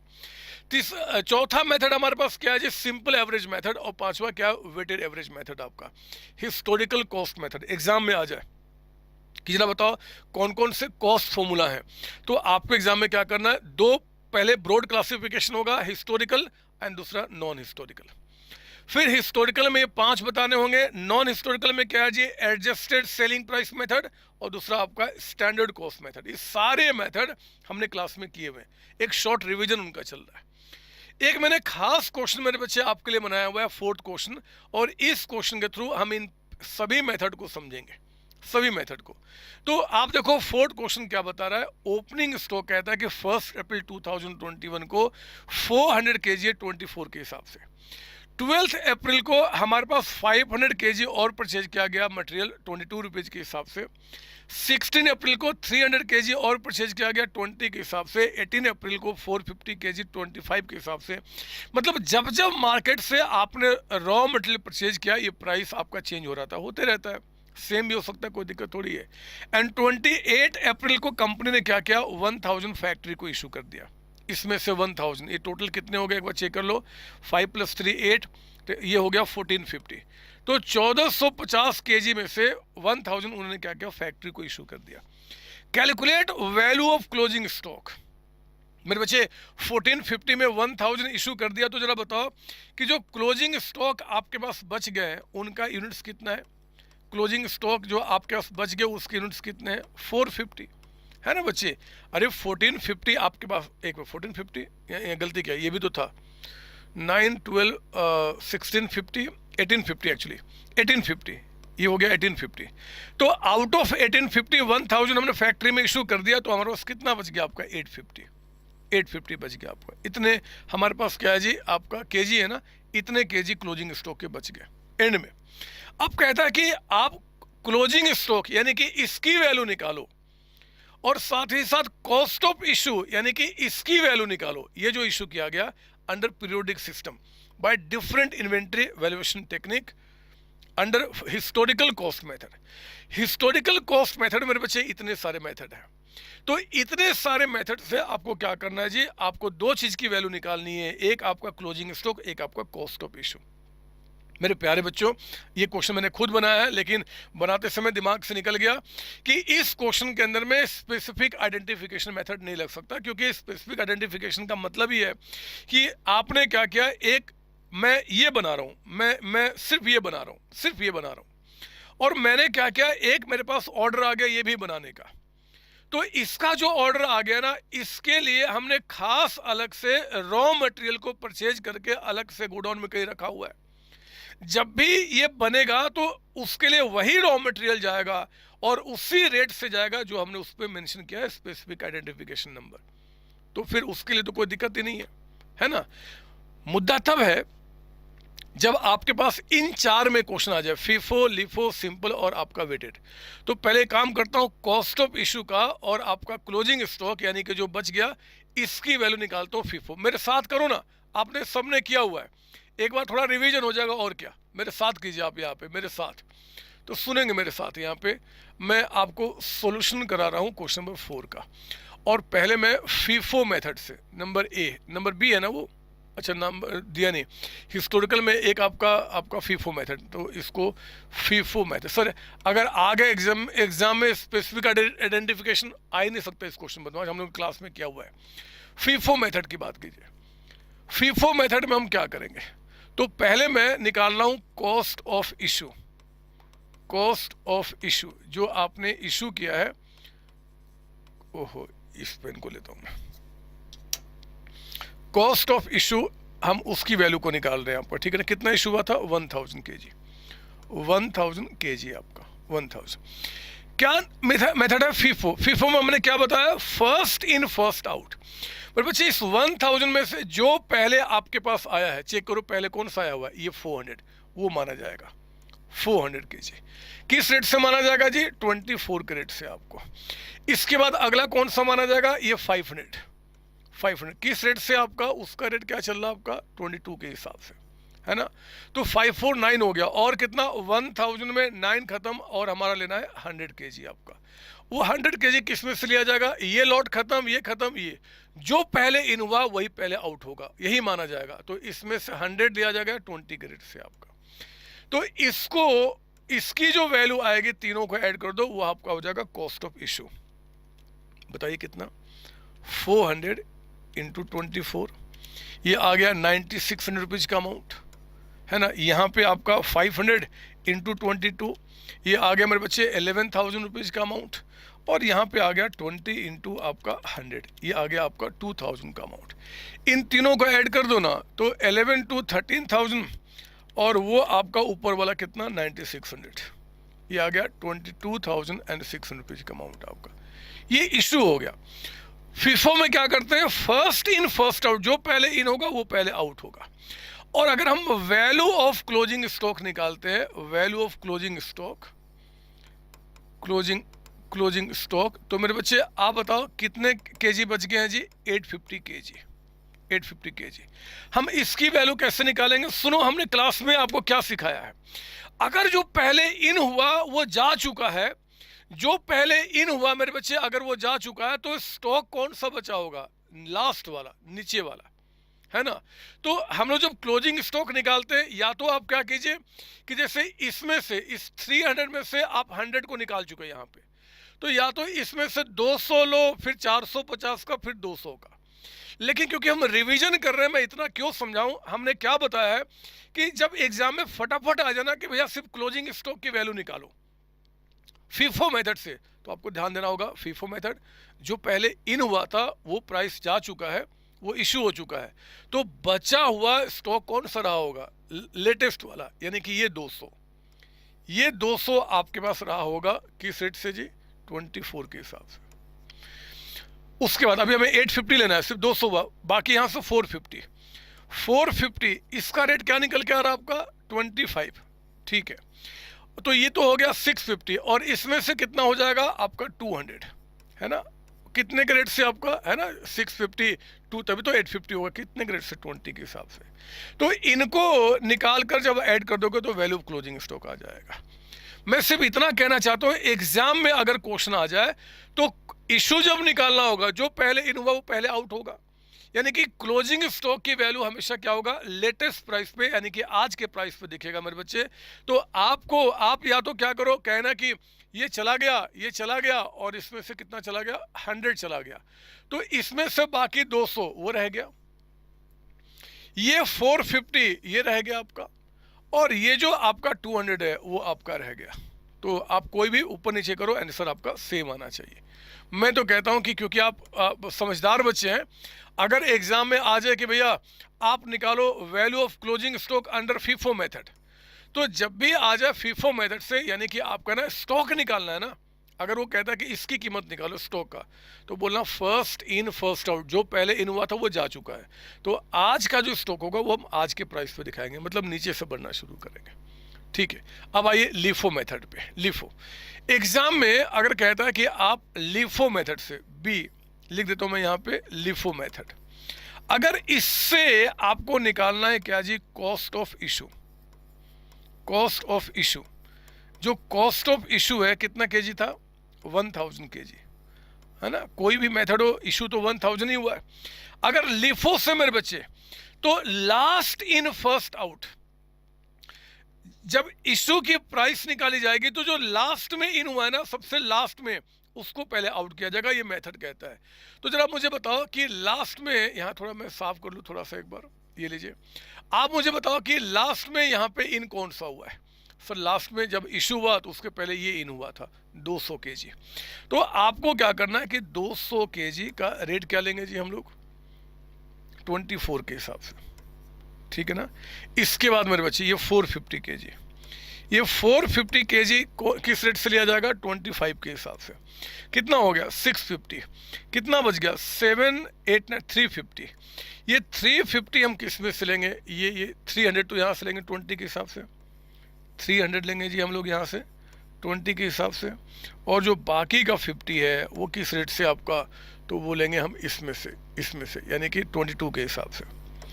ये जो निकल के आपका आ गया, ये जो निकल के आ जाएगा, इनको ऐड कर दो, वही हो जाएगा कॉस्ट ऑफ इशू आपका, है ना, लास्ट इन फर्स्ट आउट। और मेरे बच्चे अगर आपको निकालना है कि वैल्यू ऑफ स्टॉक एंड में कितना है, वैल्यू ऑफ स्टॉक, तो हम क्या करेंगे जी, वैल्यू ऑफ स्टॉक 850 का निकालना है ना। अब क्या करेंगे, एक तो सिंपल तरीका है, ये 200 450 300 चला गया, मतलब आपका ये थोड़ा सा नीचे कर लूँ मैं इसको, ये 200 चला गया, ये 450 चला गया, और आपका कितना चला गया, इसमें से चला गया और इसमें से 50 चला गया। तो एक तो तरीका है कि 850 निकालने के लिए क्या करो, 500 में 50 चला गया तो 450 ये ले लो और 400 ये ले लो। लेकिन मैं कहता हूँ कि यार ये तो ठीक है, एग्जाम में अगर कॉस्ट ऑफ इशू और ये बोला तो ठीक है। अगर सिर्फ एग्जाम में आ गया कि भैया क्लोजिंग स्टॉक की वैल्यू बताओ, 850 की वैल्यू बताओ, तो लिफो लास्ट में जो इन हुआ था वो रेट इशू हो चुका है, तो हमारे पास कौन सा बच गया होगा, ऊपर वाला। तो हम क्या करेंगे, पहले हम ऊपर वाले से बढ़ना शुरू करेंगे, है ना। 400 का रेट क्या लेंगे आपका 24, और इसके बाद इसमें का जो 450 है उसका रेट क्या लेंगे 450, उसका रेट क्या लेंगे जी 22 है ना आपका सेकेंड वाले का, ये सर। तो ये जो आएगा अब उसकी वैल्यू को निकाल लेना। ये वैल्यू पे आपका स्टॉक हो गया 850 यूनिट्स का आपका। तो फीफो में first in first out, LIFO में लास्ट इन फर्स्ट आउट, मैंने क्लास में आपको बताया है। इस मेथड को इसलिए डिलीट कर दिया गया क्योंकि देखो आप 28 तारीख को, 28 अप्रैल को अगर जो स्टॉक को वैल्यू कर रहे हो ना, मतलब अप्रैल के एंड में, तो कौन सा प्राइस ले रहे हो आप, बिल्कुल स्टार्टिंग वाला, ये 1 अप्रैल वाला इसमें रेट चला गया। तो क्योंकि ये जेन्युइनली स्टॉक को आज के प्राइस पे वैल्यू नहीं करता, इसलिए मेरे बच्चे AS2 ने इसको डिलीट किया है, और मैंने आपको यहाँ पे बता दिया, क्लास में भी बताया हुआ मैंने आपको, है ना। ये हो गया। अगर एग्जाम में आ जाए सिंपल एवरेज मेथड से आप निकालो जी कि सिंपल एवरेज मेथड से आपका closing stock and cost of issue का क्या पता है। इसमें जितना मैंने क्लास में बताया ना, आपको बहुत ज़्यादा समझाया हुआ है, बहुत ज़्यादा, रियली बता रहा हूँ, और उससे ज़्यादा पढ़ना भी नहीं है, क्योंकि इन्वेंट्री का और डिटेल में एक तो मैं आपको इंटर में सिखाऊंगा AS2 के अंदर में, और सबसे मजे की बात है कि आपका कॉस्टिंग जो होगा ना, कॉस्टिंग वाले सर आपको कॉस्टिंग के अंदर में इसके बारे में बहुत कुछ सिखाएंगे। कॉस्टिंग में आपको डिटेल में पढ़ना है ना, हम तो बहुत उतना ही पढ़ा रहे जितना अभी आपको रिक्वायरमेंट है, ठीक है। अगर हम यहाँ पे तीसरा मेथड सिंपल एवरेज मेथड से अगर करते हैं, सिंपल एवरेज मेथड, तो मुझे बताइए सिंपल एवरेज मेथड में हम लोगों ने क्या सीखा हुआ है जी। हम जितने भी प्राइसेज है ना 1 2 3 4 और 5, इन सब का एवरेज निकाल लेंगे। मतलब जितने प्राइस क्वेश्चन में दिए रहेंगे 24, अगला बताइए 22, अगला बताइए 20, अगला बताइए 25, अगला बताओ 24। सर 24 2 बार हो गया, कोई बात नहीं, जितनी बार होता है उन्हें दो। 1 2 3 4 5, 1 2 3 4 5 डिवाइड बाई 5 आपका ये हो गया सिंपल एवरेज आपका। तो हमें क्या करना होता है कि 24 प्लस आपका 22 प्लस 20 प्लस आपका 25 एंड प्लस आपका 24 डिवाइड बाई 5, ये आ गया ₹23। तो मेरे बच्चे अगर आपको कॉस्ट ऑफ इशू निकालना है, कॉस्ट ऑफ इशू, तो हम लोग क्या करेंगे जी, ये जो आपका कितना था 1000 kg ना, 1000 को मल्टीप्लाई कर देंगे सिर्फ एक ही प्राइस से जिसका नाम है 23। और अगर आपको क्लोजिंग स्टॉक निकालना है, क्लोजिंग स्टॉक की वैल्यू इस मेथड से, तो आपके पास 850 जो यूनिट्स है उसको मल्टीप्लाई करेंगे 23 से, मतलब सेम रेट से दोनों को मल्टीप्लाई करेंगे। This is simple average method आपका। आप मेरी बातें समझ रहे हो ना? बोलो ना हाँ, हाँ बोलो ना। कहीं कोई आपको चीज़ ऐसा तो नहीं लग रहा कि मैं बहुत फास्ट चल रहा हूँ सर, थोड़ा थोड़ा लग रहा है मेरे बच्चे। अगर कहीं पर भी थोड़ा थोड़ा लग रहा है, इसका मतलब कि आपने ठीक से भी पढ़ाई नहीं की है। रेगुलर स्टडी, आपको रेगुलर स्टडी में प्रॉपर तरीके से करके ही यहाँ पे बैठना होगा। ये सिर्फ रिवीजन है आपके लिए। ये नोट्स में जितनी बातें हैं सब रिवीजन के रूप में मैंने आपको बनाया हुआ है, आपको मतलब आपके लिए। और फिर आपका फोर्थ मेथड यहाँ पे कौन सा है जी? Weighted average price method. मुझे कोई बताएगा आप में से, या क्या आप में से कोई मुझसे पहले करके दिखाएगा कि वेटेड एवरेज मेथड से अगर हमें यहाँ पे इन्वेंट्री की वैल्यू को निकालना तो हम कैसे निकालेंगे? मुझे बताओ कि अगर यहाँ पे वेटेड एवरेज मेथड को तो हम कैसे निकालेंगे? बोलो ना, आपसे पूछ रहा हूँ। लो मैं रेड कर देता हूँ और डी पॉइंट आपका यहाँ पे वेटेड एवरेज प्राइस पहले निकालना पड़ेगा। मुझे बताओ हमने क्या सीखा था बचपन में, कैसे करते थे sir? Units into rate, 400 multiplied by 24।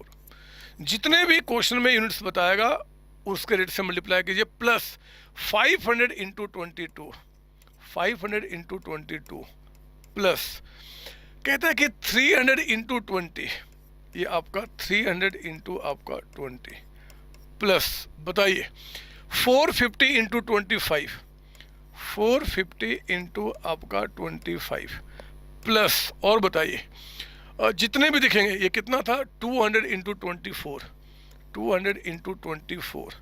तो मेरे बच्चे आपने क्या करना है कि जितनी वैल्यू ऊपर यहाँ पे रेट लिया था, यहाँ पे हम उसकी वैल्यू को लेंगे और नीचे में क्या करेंगे जी? 400 प्लस 500 प्लस 300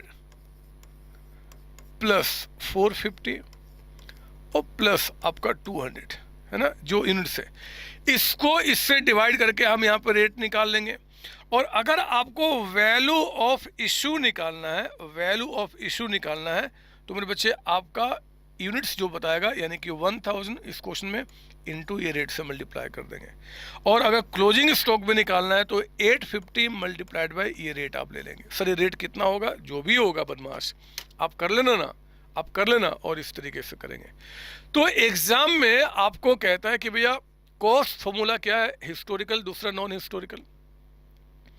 हिस्टोरिकल के अंदर में आपके पास कितने मेथड से? 5 है। एक तो स्पेसिफिक आइडेंटिफिकेशन मेथड, क्लास में हमने बहुत अच्छी तरीके से पढ़ा हुआ है और इसका नोट्स भी क्लास में मैंने लिखाया हुआ है, आप उसको देख लेंगे या मेरी रेगुलर बुक में भी होगी। फिर आपका FIFO, LIFO, simple average and weighted average, ये 5 हो गए हिस्टोरिकल कॉस्ट मेथड के अंदर में।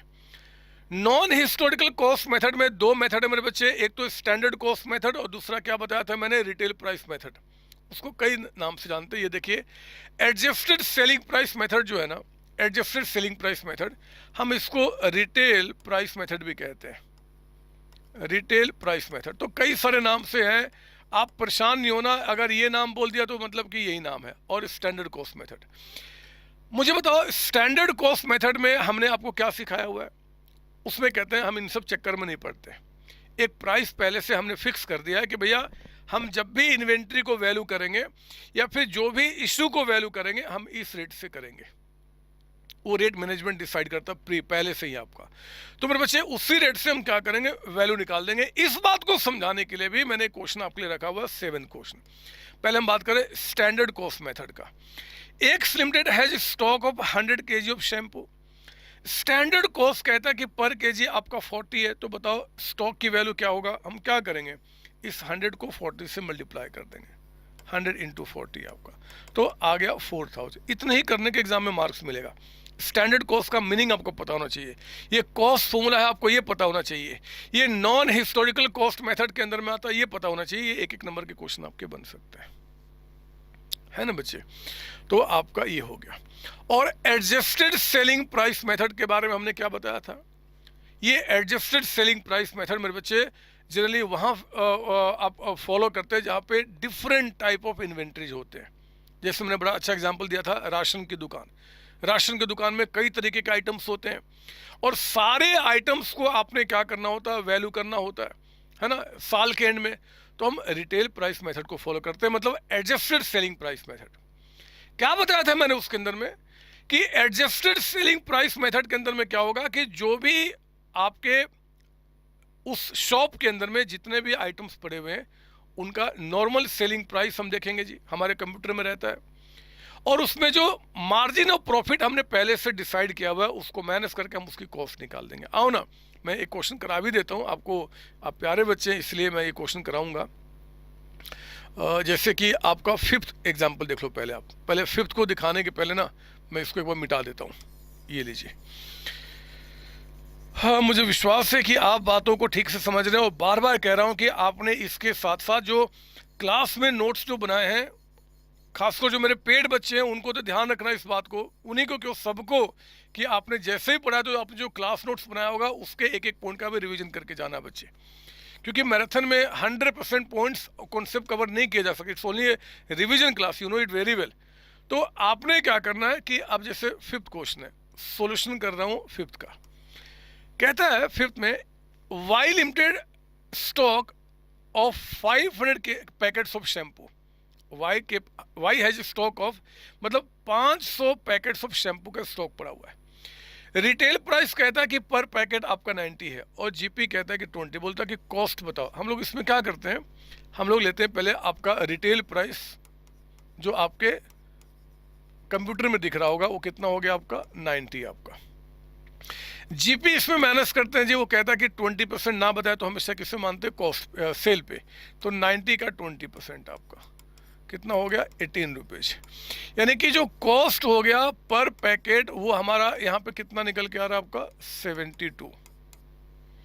तो अगर आपको यहाँ पे कॉस्ट निकालना बोलता है कैलकुलेट कॉस्ट ऑफ स्टॉक, अगर कॉस्ट आपको निकालना है तो हम लोग क्या करेंगे कि ये 72 मल्टीप्लाइड बाई 500 पैकेट्स, 72 ये कॉस्ट निकल के आ गया।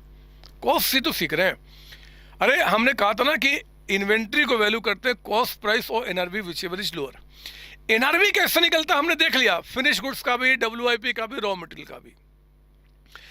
उसका कॉस्ट कैसे निकलेगा मेरे बच्चे, उसी पे हम लोग बात कर रहे हैं। कॉस्ट निकालने के लिए हमने देखा था जी, इन्वेंट्री सिस्टम 2 होता है, परपेचुअल पीरियोडिक। आप कोई भी करें उसमें जो आपका कॉस्ट फॉर्मूला जो लगता है, कॉस्ट का फॉर्मूला मतलब उसकी कॉस्ट जो एंड में स्टॉक है जो आपका, उसको हम किस कॉस्ट से मल्टीप्लाई करें उसकी वैल्यू को निकालने के लिए। तो हिस्टोरिकल, नॉन हिस्टोरिकल, हिस्टोरिकल में 5 देखा, नॉन हिस्टोरिकल में 2 देखा कॉस्ट निकालने के लिए। एक्चुअली नॉन हिस्टोरिकल में एक स्टैंडर्ड कॉस्ट था वो देख लिया, एक हमारे पास क्या है एडजस्टेड सेलिंग प्राइस मेथड, या कह दो रिटेल प्राइस मेथड। उसी बात को आपको दिखा रहा हूँ, कॉस्ट निकालने का तरीका ये हो गया आपका, है ना बच्चे। ठीक है,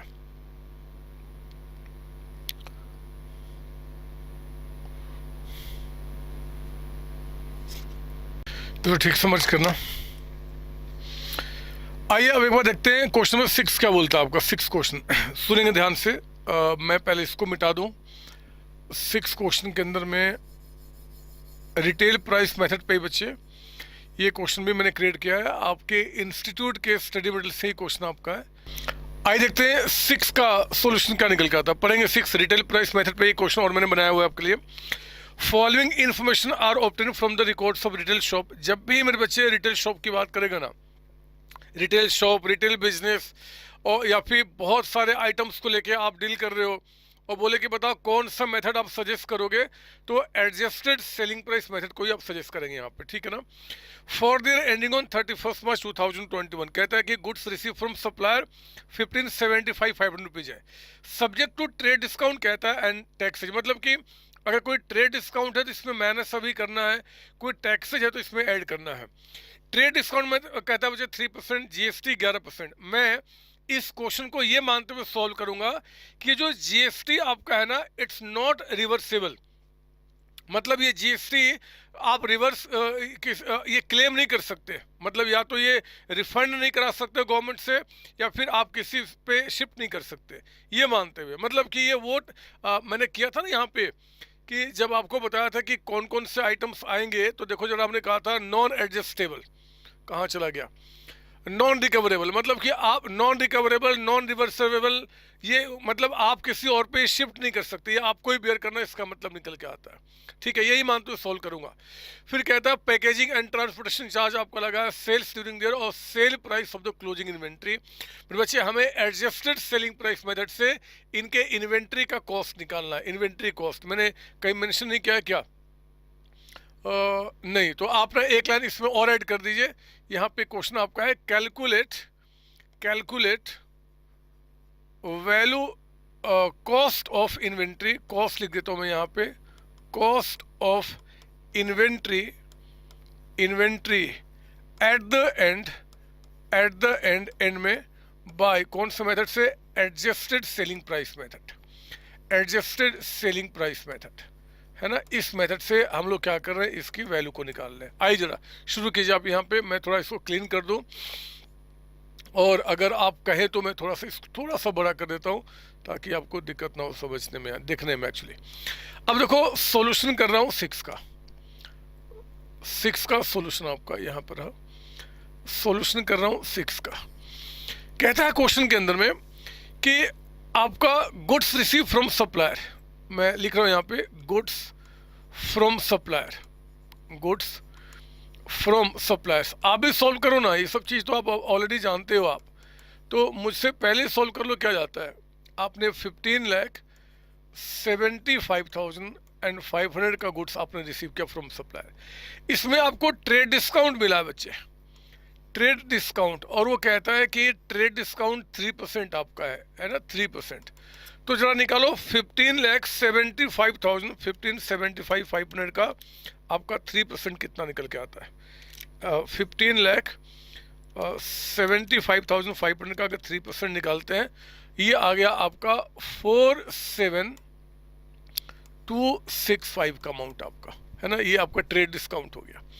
फिर जीएसटी मेरे बच्चे, ये मानते हुए बार बार कह रहा हूँ, एग्जाम में आपको बताएगा, मैं ये मान रहा हूँ कि ये जीएसटी आप इस पे इनपुट क्लेम नहीं कर सकते, मतलब आप किसी पे शिफ्ट नहीं कर सकते, आप इसको एडजस्ट नहीं करा सकते, है ना। तो उस केस में ये भी आपका कॉस्ट का पार्ट होगा। अगर ये आप किसी पे शिफ्ट कर दोगे तो फिर ये कॉस्ट का पार्ट आपका नहीं बनेगा। कितना बता रही अमाउंट जी आपका? 11%। ये 11% जो अप्लाई होगा किसके ऊपर में? इसमें इसको माइनस करने के बाद, तो 15,75,500 में इसको माइनस किया हमने, ये यानी कि ये लगेगा बच्चे 28,235 का, 235 का निकालिए। इसका 11% क्या निकल के आता है? ये आ रहा है बच्चे आपका 1,68,168 राउंडिंग अप में 106 का अमाउंट आपका, ये जीएसटी हो गया। फिर पैकेजिंग एंड ट्रांसपोर्टेशन चार्ज, जो आपने गुड्स अपने पास लेकर आए हो उसको पैकेजिंग एंड ट्रांसपोर्टेशन चार्ज, ये भी आपका कॉस्ट का पार्ट बनेगा। ट्रांसपोर्टेशन चार्जेज कितना निकल के आ गया आपको यहाँ पे? 87,500 रुपीज, 87,500 रुपीज का अमाउंट, ठीक है।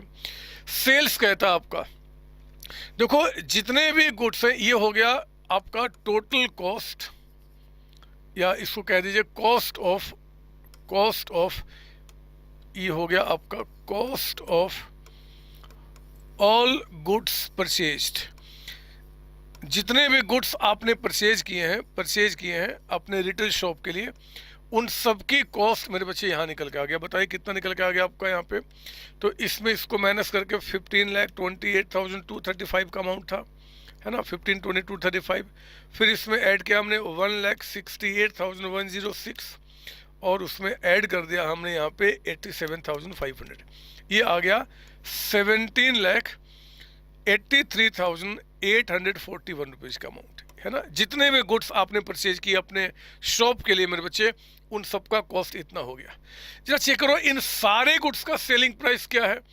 देखो आपको ये जो आपने गुड्स बेचे हैं ना, उनका सेलिंग है, और ये आपका क्लोजिंग स्टॉक का सेलिंग है। तो आपका selling price of all goods purchased, जितने भी गुड्स आपने परचेज किए हैं उन सब का सेलिंग प्राइस कितना? सारे गुड्स का मतलब क्या? जो सेल कर दिया वो भी और जो बच गया वो भी, ये दोनों मिला के परचेज किया ना, तो 22,22,500 22,45,500 रुपीज़ का अमाउंट प्लस 2245 कहाँ गया 45,500 प्लस 2,35,000 का अमाउंट। बताइए कितना निकल के आ गया। तो मेरे बच्चे आपका 22,45,500 और प्लस 2,35,000 ये आ गया आपका 24,80,500। मतलब ये सारे गुड्स अगर मैं सेल कर दूं तो इतने में बिकेंगे। जरा देखो जीपी कितना निकल के आएगा।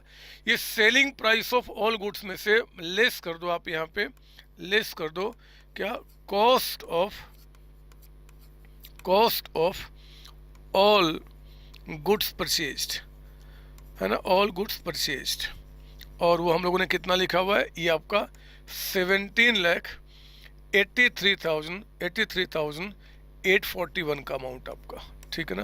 तो सारे गुड्स इतने में सेल होंगे, उन सारे गुड्स को हमने इतने में परचेज किया। तो जरा बताओ जीपी कितना निकल के आएगा।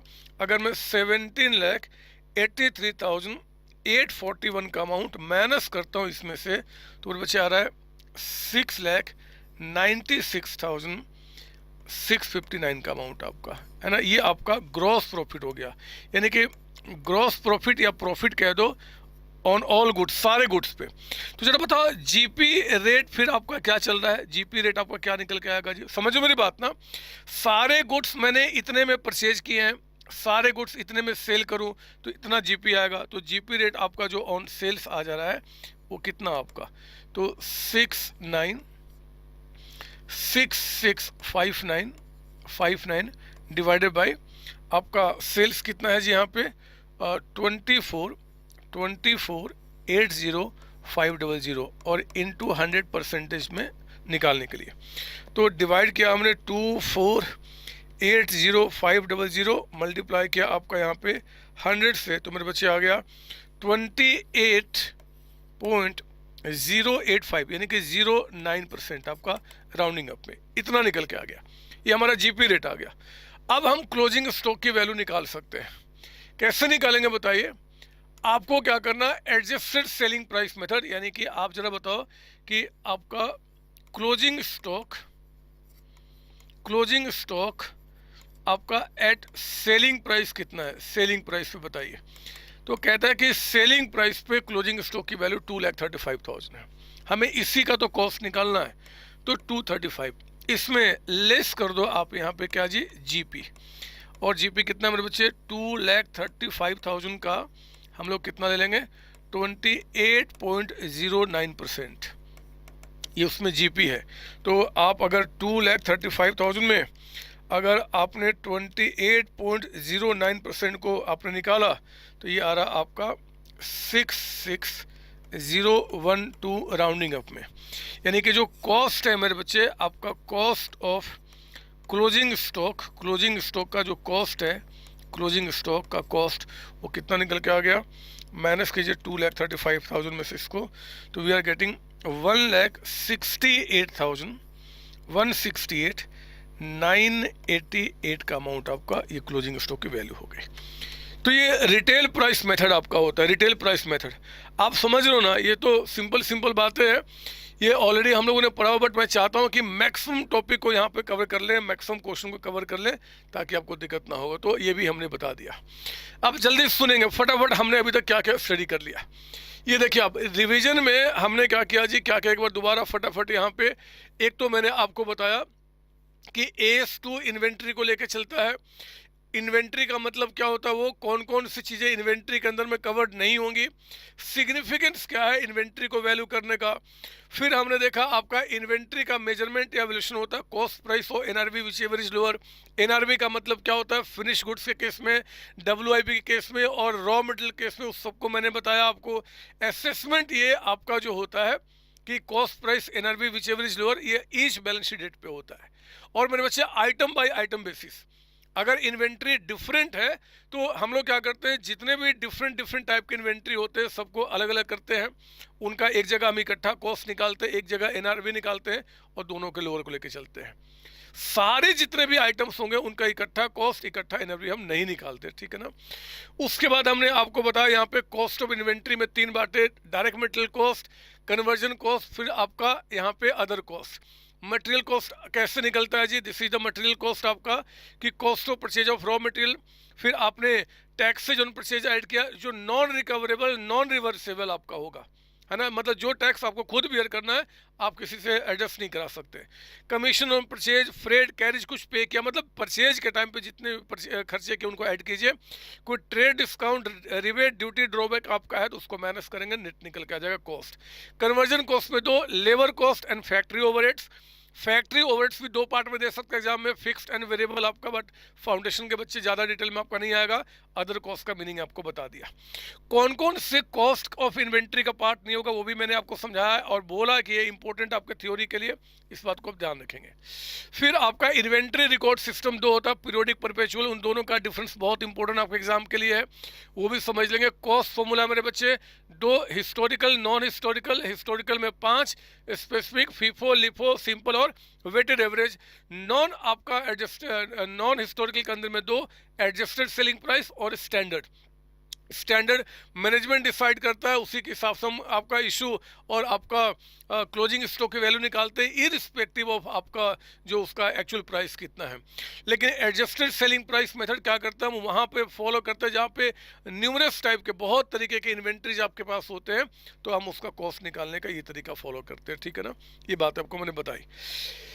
इसके बाद फिर मैंने आपको इन सब पे क्वेश्चंस कराया, ये समझाया, आइटम बाय आइटम का मतलब समझ लिया हमने। अब हमारे पास आ गया कुछ और क्वेश्चंस की प्रैक्टिस करके इस चैप्टर को हम एंड करें, है ना। 2-3 क्वेश्चन और मैंने डाले हुए, उसमें प्रैक्टिस क्वेश्चन नंबर 9 आपको सुनेंगे, है ना। ये एग्जाम के लिए सब अच्छे हैं इसलिए मैंने डाल दिए।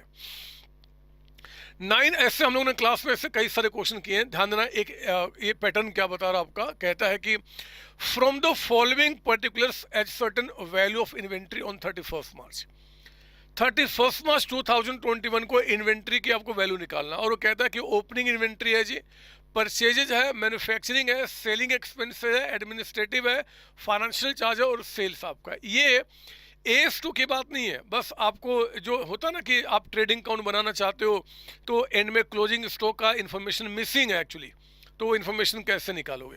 तो मेरे बच्चे अगर आपको क्लोजिंग स्टॉक निकालना है तो उसके सिवाय सारी बातें देगा, जैसे कि इन्वेंट्री स्टार्टिंग में कहता है this is opening stock, purchases account, manufacturing भी हमारे ट्रेडिंग में जाता है, आपको याद होगा, सेलिंग एक्सपेंस तो प्रॉफिट लॉस में जाता है ना, एडमिनिस्ट्रेटिव आपका, फाइनेंशियल और सेल्स। फिर कहता है at the time of valuing inventory as on 31 March 2020, 31 March 2020 यहाँ का नहीं, एक साल पहले का, मतलब ये ओपनिंग स्टॉक के बारे में बात कर रहा है, इसके बारे में। इस इन्वेंट्री को वैल्यू करते समय आपने 17,500 was written off on a particular item. आपने क्या किया, कोई आइटम है जो शायद आपको खराब हो गया था, इस स्टॉक में मिला हुआ था, और उसका 17,500 की वैल्यू आपने माइनस किया हुआ है इसमें से। लेकिन कहता है कि which was originally purchase for rupees 50,000। मेरे बच्चे जो चीज़ आपने 50,000 में परचेज किया था वो स्टॉक खराब हो गया था, और वो 50,000 अगर आपका खराब हो गया था तो 50 हमें यहाँ से हटाना चाहिए था, लेकिन हमने कितना राइट अप किया हुआ है, कहता है कि 17,500। क्या करेंगे बाद में, और उसको इस बार हमने सेल कर दिया 45,000 में। तो मिला किस में, ओपनिंग स्टॉक के अंदर में मिला, किससे, ओपनिंग, क्योंकि पिछले साल के स्टॉक में गलती हुआ था तो वो इसमें मिला हुआ है, और वो इस बार सेल हो गया कितने में, 45 में, ठीक है। Barring the transaction relating to this item, इस आइटम को छोड़ के बाकी पे जो ग्रोस प्रॉफिट मार्जिन है वो कहता है कि 20% ऑन सेल आपका है। तो मेरे बच्चे बताओ हमने क्या सिखाया ऐसे क्वेश्चन के लिए। हमने सीखा कि देखो जी, आपको एक बनाना होगा मेमोरेंडम ट्रेडिंग अकाउंट, क्योंकि क्लोजिंग स्टॉक जो है ना वो ट्रेडिंग अकाउंट से ही निकलता है, ट्रेडिंग अकाउंट में हम लोग करते हैं आपका। तो हमने आपको कहा था कि एक काम करना कि ट्रेडिंग अकाउंट में जो भी आपके ट्रेडिंग अकाउंट के आइटम्स है उनको लिख दो, जो बैलेंसिंग फिगर होगा वो आपका क्लोजिंग स्टॉक निकल के आ जाएगा। और इस बात को करते समय हम ध्यान रखेंगे, कि जितने भी नॉर्मल चीज़ें हैं ना उन्हीं को रिकॉर्ड करेंगे। मतलब सर मैं आपको बताता हूँ, ये देखिए आप, जैसे कि आपका ओपनिंग स्टॉक जो 1,42,500 है, ये देखो, इसको निकालते समय एक ऐसा एबनॉर्मल आइटम है जो कि 50,000 का था, मतलब जिसकी कॉस्ट 50,000 की थी, और आपने 17,500 इसमें से माइनस किया है। तो बच्चे, जब वो आइटम अब खराब हो गया है, बर्बाद हो गया, तो पूरे 50 उसको माइनस करो। अगर उसको हम फैक्ट्री में यूज नहीं कर रहे हैं, नॉर्मल गुड्स नहीं, तो उसका क्या, पूरे 50 माइनस करो ना, वो तो खराब हो चुका है। और हमने 17,500 माइनस किया है, तो हमने क्या किया, बाकी का अमाउंट और माइनस कर दिया। ये कैसे निकल के आया जी? उसकी एक्चुअल कॉस्ट कितने की थी? 50,000 की। 50,000 की हम लोग उसमें से कितना ऑलरेडी माइनस कर चुके हैं यहाँ पे? 17,500। तो क्योंकि पूरे 50,000 रुपये माइनस होना चाहिए था, तो हमने क्या किया, बाकी का अमाउंट यहाँ पे और माइनस कर दिया। तो आ गया ये आपका 110। परचेजेज आपको बता रहा है 7,625, उसको हमने लिख दिया। मैन्युफैक्चरिंग एक्सपेंस आपका फैक्ट्री में, ट्रेडिंग में ही आता है, तो वो भी हमने यहाँ पे लिख दिया जी 150 का अमाउंट। एडमिनिस्ट्रेटिव, सेलिंग और फाइनेंशियल, मेरे बच्चे ये तीनों नाम जो होते हैं वो ट्रेडिंग में नहीं आते, वो प्रॉफिट लॉस में आते हैं। और क्योंकि ट्रेडिंग अकाउंट बना के हमें क्लोजिंग स्टॉक निकालना, उसका कोई मतलब ही नहीं बनता, इग्नोर कर देना, यूजलेस इन्फॉर्मेशन है। सेल्स कहता है कि 1245। अगर कोई आइटम्स आप राइट ऑफ कर चुके हैं, मतलब खराब हो चुका है, स्क्रैप्ड हो चुका है, और वो आइटम अगर हमने यहां से हटा दिया, तो उस आइटम का एक्सपेंस भी यहां पे नहीं होगा, उसका रेवेन्यू भी यहां पे नहीं होगा। क्योंकि जो जीपी रेट आपको दिया हुआ है ना, ये नॉर्मल आइटम्स पे दिया बच्चे, नॉर्मल गुड्स के ऊपर में। तो हमने कहा कि ठीक है जी, हमने खर्च में पूरे 50,000 यहाँ से माइनस कर दिया। 17,500 इसमें पहले माइनस हो चुका था, और बाकी 32,500 हमने माइनस किया, यानी कि जो एबनॉर्मल आइटम है उसका हमने पूरा खर्च हटा दिया। उसका जो सेल है ना 45, वो भी हम क्या करेंगे, यहाँ से माइनस कर देंगे ना। वो ये खर्च के रूप में दिखेगा, ना वो सेल के रूप में दिखेगा, क्योंकि ये जीपी रेट जो आपको दे रहा बच्चे, जीपी रेट आपका जो 20% है, वो सिर्फ नॉर्मल आइटम्स पे अप्लाई होगा। तो हमने कहा कि ठीक है, 110 हो गया, ये हो गया आपका। ये कितना निकल के आ गया? 12 लाख रुपीज निकल के आ गया। अब जीपी कितना? इस 12 लाख का 1/5 है ना, 20% ऑन सेल कह रहा है, 1/5 ऑन सेल, तो इसका 1/5 निकाल दिया। हमें एग्जाम में देखना होता है कहीं ये कॉस्ट पे ना बोल दे। अगर ये कॉस्ट पे बोलेगा तो सेल पे कन्वर्ट करना होगा। कैसे कन्वर्ट करते हैं ऑलरेडी आप जानते हैं, तो हमने वो निकाल दिया। अब हमने क्या किया, जब सारे आइटम्स हमें पता है, तो यहाँ पे ऑलरेडी बैलेंसिंग फिगर आपका क्लोजिंग स्टॉक का निकल के आ जाएगा 62,500। याद रखना, ऐसे क्वेश्चन जब भी आएंगे तो हमेशा ये एक एबनॉर्मल आइटम के बारे में बात करेगा, तो एबनॉर्मल आइटम का खर्चे भी हटा दो, उनका सेल्स भी हटा दो। कभी कभी ये जो एबनॉर्मल आइटम से कहेगा कि ओपनिंग स्टॉक में मिला हुआ है, कभी कभी कहेगा कि परचेजेज के अंदर मिला है, जहां भी मिला होगा हम उसको हटा देंगे, और सेल्स में से हम उसको हटा देंगे, फिर आपका क्लोजिंग स्टॉक की वैल्यू निकल के आ जाएगी। ऐसे क्वेश्चन की भी भरमार है, ये भी आप तैयार कर लेंगे, ठीक है ना। तो मैंने आपको यहाँ पे दे दिया। एक क्वेश्चन और भी आपके पास रखा है मैंने प्रैक्टिस के लिए, आपके इंस्टीट्यूट के स्टडी मटेरियल से ही निकाला हुआ है।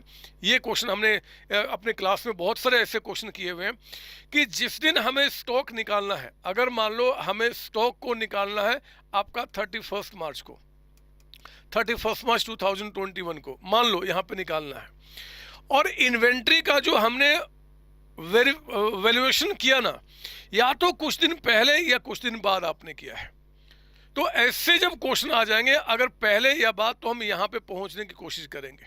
क्या बताया मुझे बताइए, कि अगर मान लो जैसे यहाँ पे आपको स्टॉक बता दिया 6 लाख रुपए का, और हमें यहाँ का निकालना है, तो इसके बीच में जो भी स्टॉक बढ़ा, जैसे कि हमने कुछ परचेज किया है, तो हम परचेज को क्या करेंगे, इसमें ऐड कर देंगे।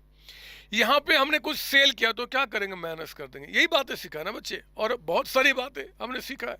तो इन्हीं बातों को ध्यान में रखते हुए मैंने सोचा कि इसका भी एक रिवीजन करा दूं, और इसके लिए आप यहाँ पे सॉल्यूशन कर रहे हैं मेरे साथ। यहाँ पे क्वेश्चन नंबर 10 का कहता है कि a trader prepare his accounts on 31 March each year.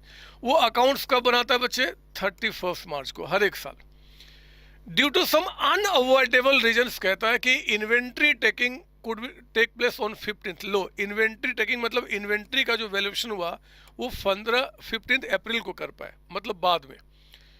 On which date कहता है कि total cost of goods in his godown came to ₹5 lakh. कहता है कि यहाँ पे हमने गुड्स की वैल्यू कितनी लगाई है जी, 5 लाख रुपीज आपका यहाँ पे।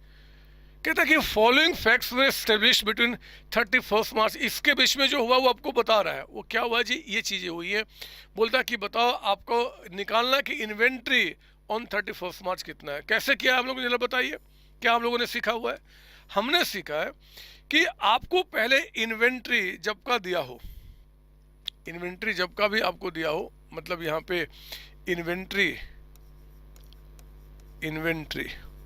कब का दे रहा है, एज ऑन 15 अप्रैल ना, लिखिए यहाँ पे आपको 15 अप्रैल का कहता है कि 2021 में इन्वेंट्री आपको बता रहा कितना, ये देखिए कहाँ चला गया बदमाश, 5 लाख रुपये। तो ये 5 लाख रुपए आपको यहाँ पे दिया हुआ है, 5 लाख आपका इन्वेंट्री ऑन 15 अप्रैल। फिर मेरे बच्चे कहता है कि फॉलोइंग फैक्ट्स वर एस्टेब्लिश, सेल आपने किया है। आप सोचो ना, अगर इसके बीच में सेल कर दिया है आपने तो वो चीज़ यहाँ पे नहीं है बट यहाँ पे रहा होगा, और अगर यहाँ पे रहा होगा तो हम उसको ऐड करेंगे, है ना। हमें निकालना है कि 31 मार्च को क्या था, ऐड करेंगे क्या सेलिंग प्राइस, नहीं सर, कॉस्ट, इन्वेंट्री कॉस्ट पे होता है ना, तो कॉस्ट ऑफ सेल हमें निकालना पड़ेगा। कॉस्ट ऑफ सेल कैसे निकालेंगे, तो मेरे बच्चे सेल कहता है कि 410 है, कहता है कि उसमें कैश सेल्स 1 लाख है, क्या फर्क पड़ता है, कोई भी सेल हो, प्रॉफिट मार्जिन तो एक ही दिया है ना। तो हम लोग क्या करेंगे, 4,10,000 में माइनस कर देंगे 20%, या सिंपली इसका निकाल लो 80%। अगर 20% प्रॉफिट है तो बाकी 80% कॉस्ट रहा होगा, बोलो ना। 4,10,000 का अगर हम 80% निकालते हैं तो मेरे बच्चे आ गया ये आपका कितना, 3,28,000। ये 3,28,000 हमें क्या करना है जी, हमें ऐड करना है, क्योंकि ये 328 मेरे बच्चे इसके बीच में सेल हो चुका है, तो वो इसमें तो नहीं है बट यहाँ पे था, जो भी वहाँ पे था ऐड करो ना। परचेजेज कहता है इतना जिसमें कि कैश परचेज भी मिला है, अरे क्या फर्क पड़ता है, ये तो कंफ्यूज कर रहा है, कैश परचेज हो चाहे कुछ भी, परचेज करने से क्या हुआ कि वो चीज़ आपका इसके अंदर में इंक्लूड है बट वो यहाँ पे नहीं था, तो हम उसको माइनस कर देंगे, लेस आपका परचेजेज आपका है ना। जब परचेज किया था तो हमने कितना जी, 50,340 माइनस कीजिए 50,340 का अमाउंट आपका। सेल्स रिटर्न ज़्यादा मत सोचना, अगर हमने सेल्स को ऐड किया है ना तो सेल्स रिटर्न को माइनस कर दूंगा, और वो भी क्या, कॉस्ट, तो कॉस्ट ऑफ सेल्स रिटर्न आपका, यही तो हमने सीखा है। हाँ बोलो ना, हाँ यस सर। तो जरा बताओ कितना हो जाएगा, 10,000 का जो अमाउंट है वो तो आपका सेलिंग प्राइस है, सेल्स रिटर्न सेलिंग प्राइस पर रहा होगा, तो उसका 80% निकाल लीजिए, यानी कि 8,000। हम क्या करेंगे, माइनस करेंगे, है ना। हमें ज़्यादा थोड़े टाइम में बात करना है, कॉन्सेप्ट हम सीख चुके हैं, और कुछ है नहीं सर। तो चेक करो आपका जो वैल्यू ऑफ इन्वेंट्री, यानी कि वैल्यू ऑफ इन्वेंट्री ऑन कब जी, आपका 31 मार्च 2021 कितना निकल के आ गया। तो मेरे बच्चों 5 लाख में ऐड कीजिए 3,28,000 का अमाउंट, माइनस 50,340 और माइनस आपका 8,000, ये आ गया बच्चे 7,69,660, और यही शायद मैंने आपको यहाँ पे आंसर भी लिख के दिया है, ख़त्म होगी बात। तो इन्वेंट्री वैल्यूएशन का जितने सारे पॉइंट्स हो सकते हैं उन सबका मैंने रिवीजन करा दिया। इन्वेंट्री वैल्यूएशन के जितने सारे पॉइंट्स से हमने करा दिए हैं। तो बच्चे हर एक टॉपिक पे बहुत सारे क्वेश्चन मैंने क्लास में प्रैक्टिस कराए हैं, और जो बच्चे मुझसे नहीं पढ़े हुए, कहीं और पढ़े हुए या सेल्फ स्टडी किए हैं, आपने भी, मैं विश्वास करता हूं कि खूब सारे क्वेश्चन की प्रैक्टिस ऑलरेडी किया होगा। बार बार कह रहा हूं मेरे बच्चे, रिवीजन करने का बेहतर तरीका, अगर आप मैराथन को देख रहे हैं तो फटाफट आप, इससे क्या होगा ना कि 1 घंटे के अंदर में, आधे घंटे के अंदर में चैप्टर का पूरा रिवीजन हो जाएगा। लेकिन अगर आपने इसको पढ़ने के बाद आपका जो नोट्स आपने प्रिपेयर किया है, अगर उसको पेज पलट के अगर आपने नहीं देखा तो बहुत बड़ी गलत काम करेंगे आप। मैं विश्वास करता हूं कि आप मेरी बात मानेंगे, और इसके साथ साथ जो चैप्टर आपने जो रिवाइज किया उसको, आपने जो नोट्स बनाए उसको भी पलट के देखेंगे। अगर इनकेस कुछ भूल गए हैं, ऐसे चांसेस तो है नहीं भूलने के आपको, क्योंकि बहुत बेहतर तरीके से हम लोगों ने सीखा हुआ है, और अगर भूल गए हैं तो आप वीडियो में रिवाइंड करके आप वहाँ पर दोबारा देख लेंगे। चलिए, ये चैप्टर हमारा ख़त्म हुआ।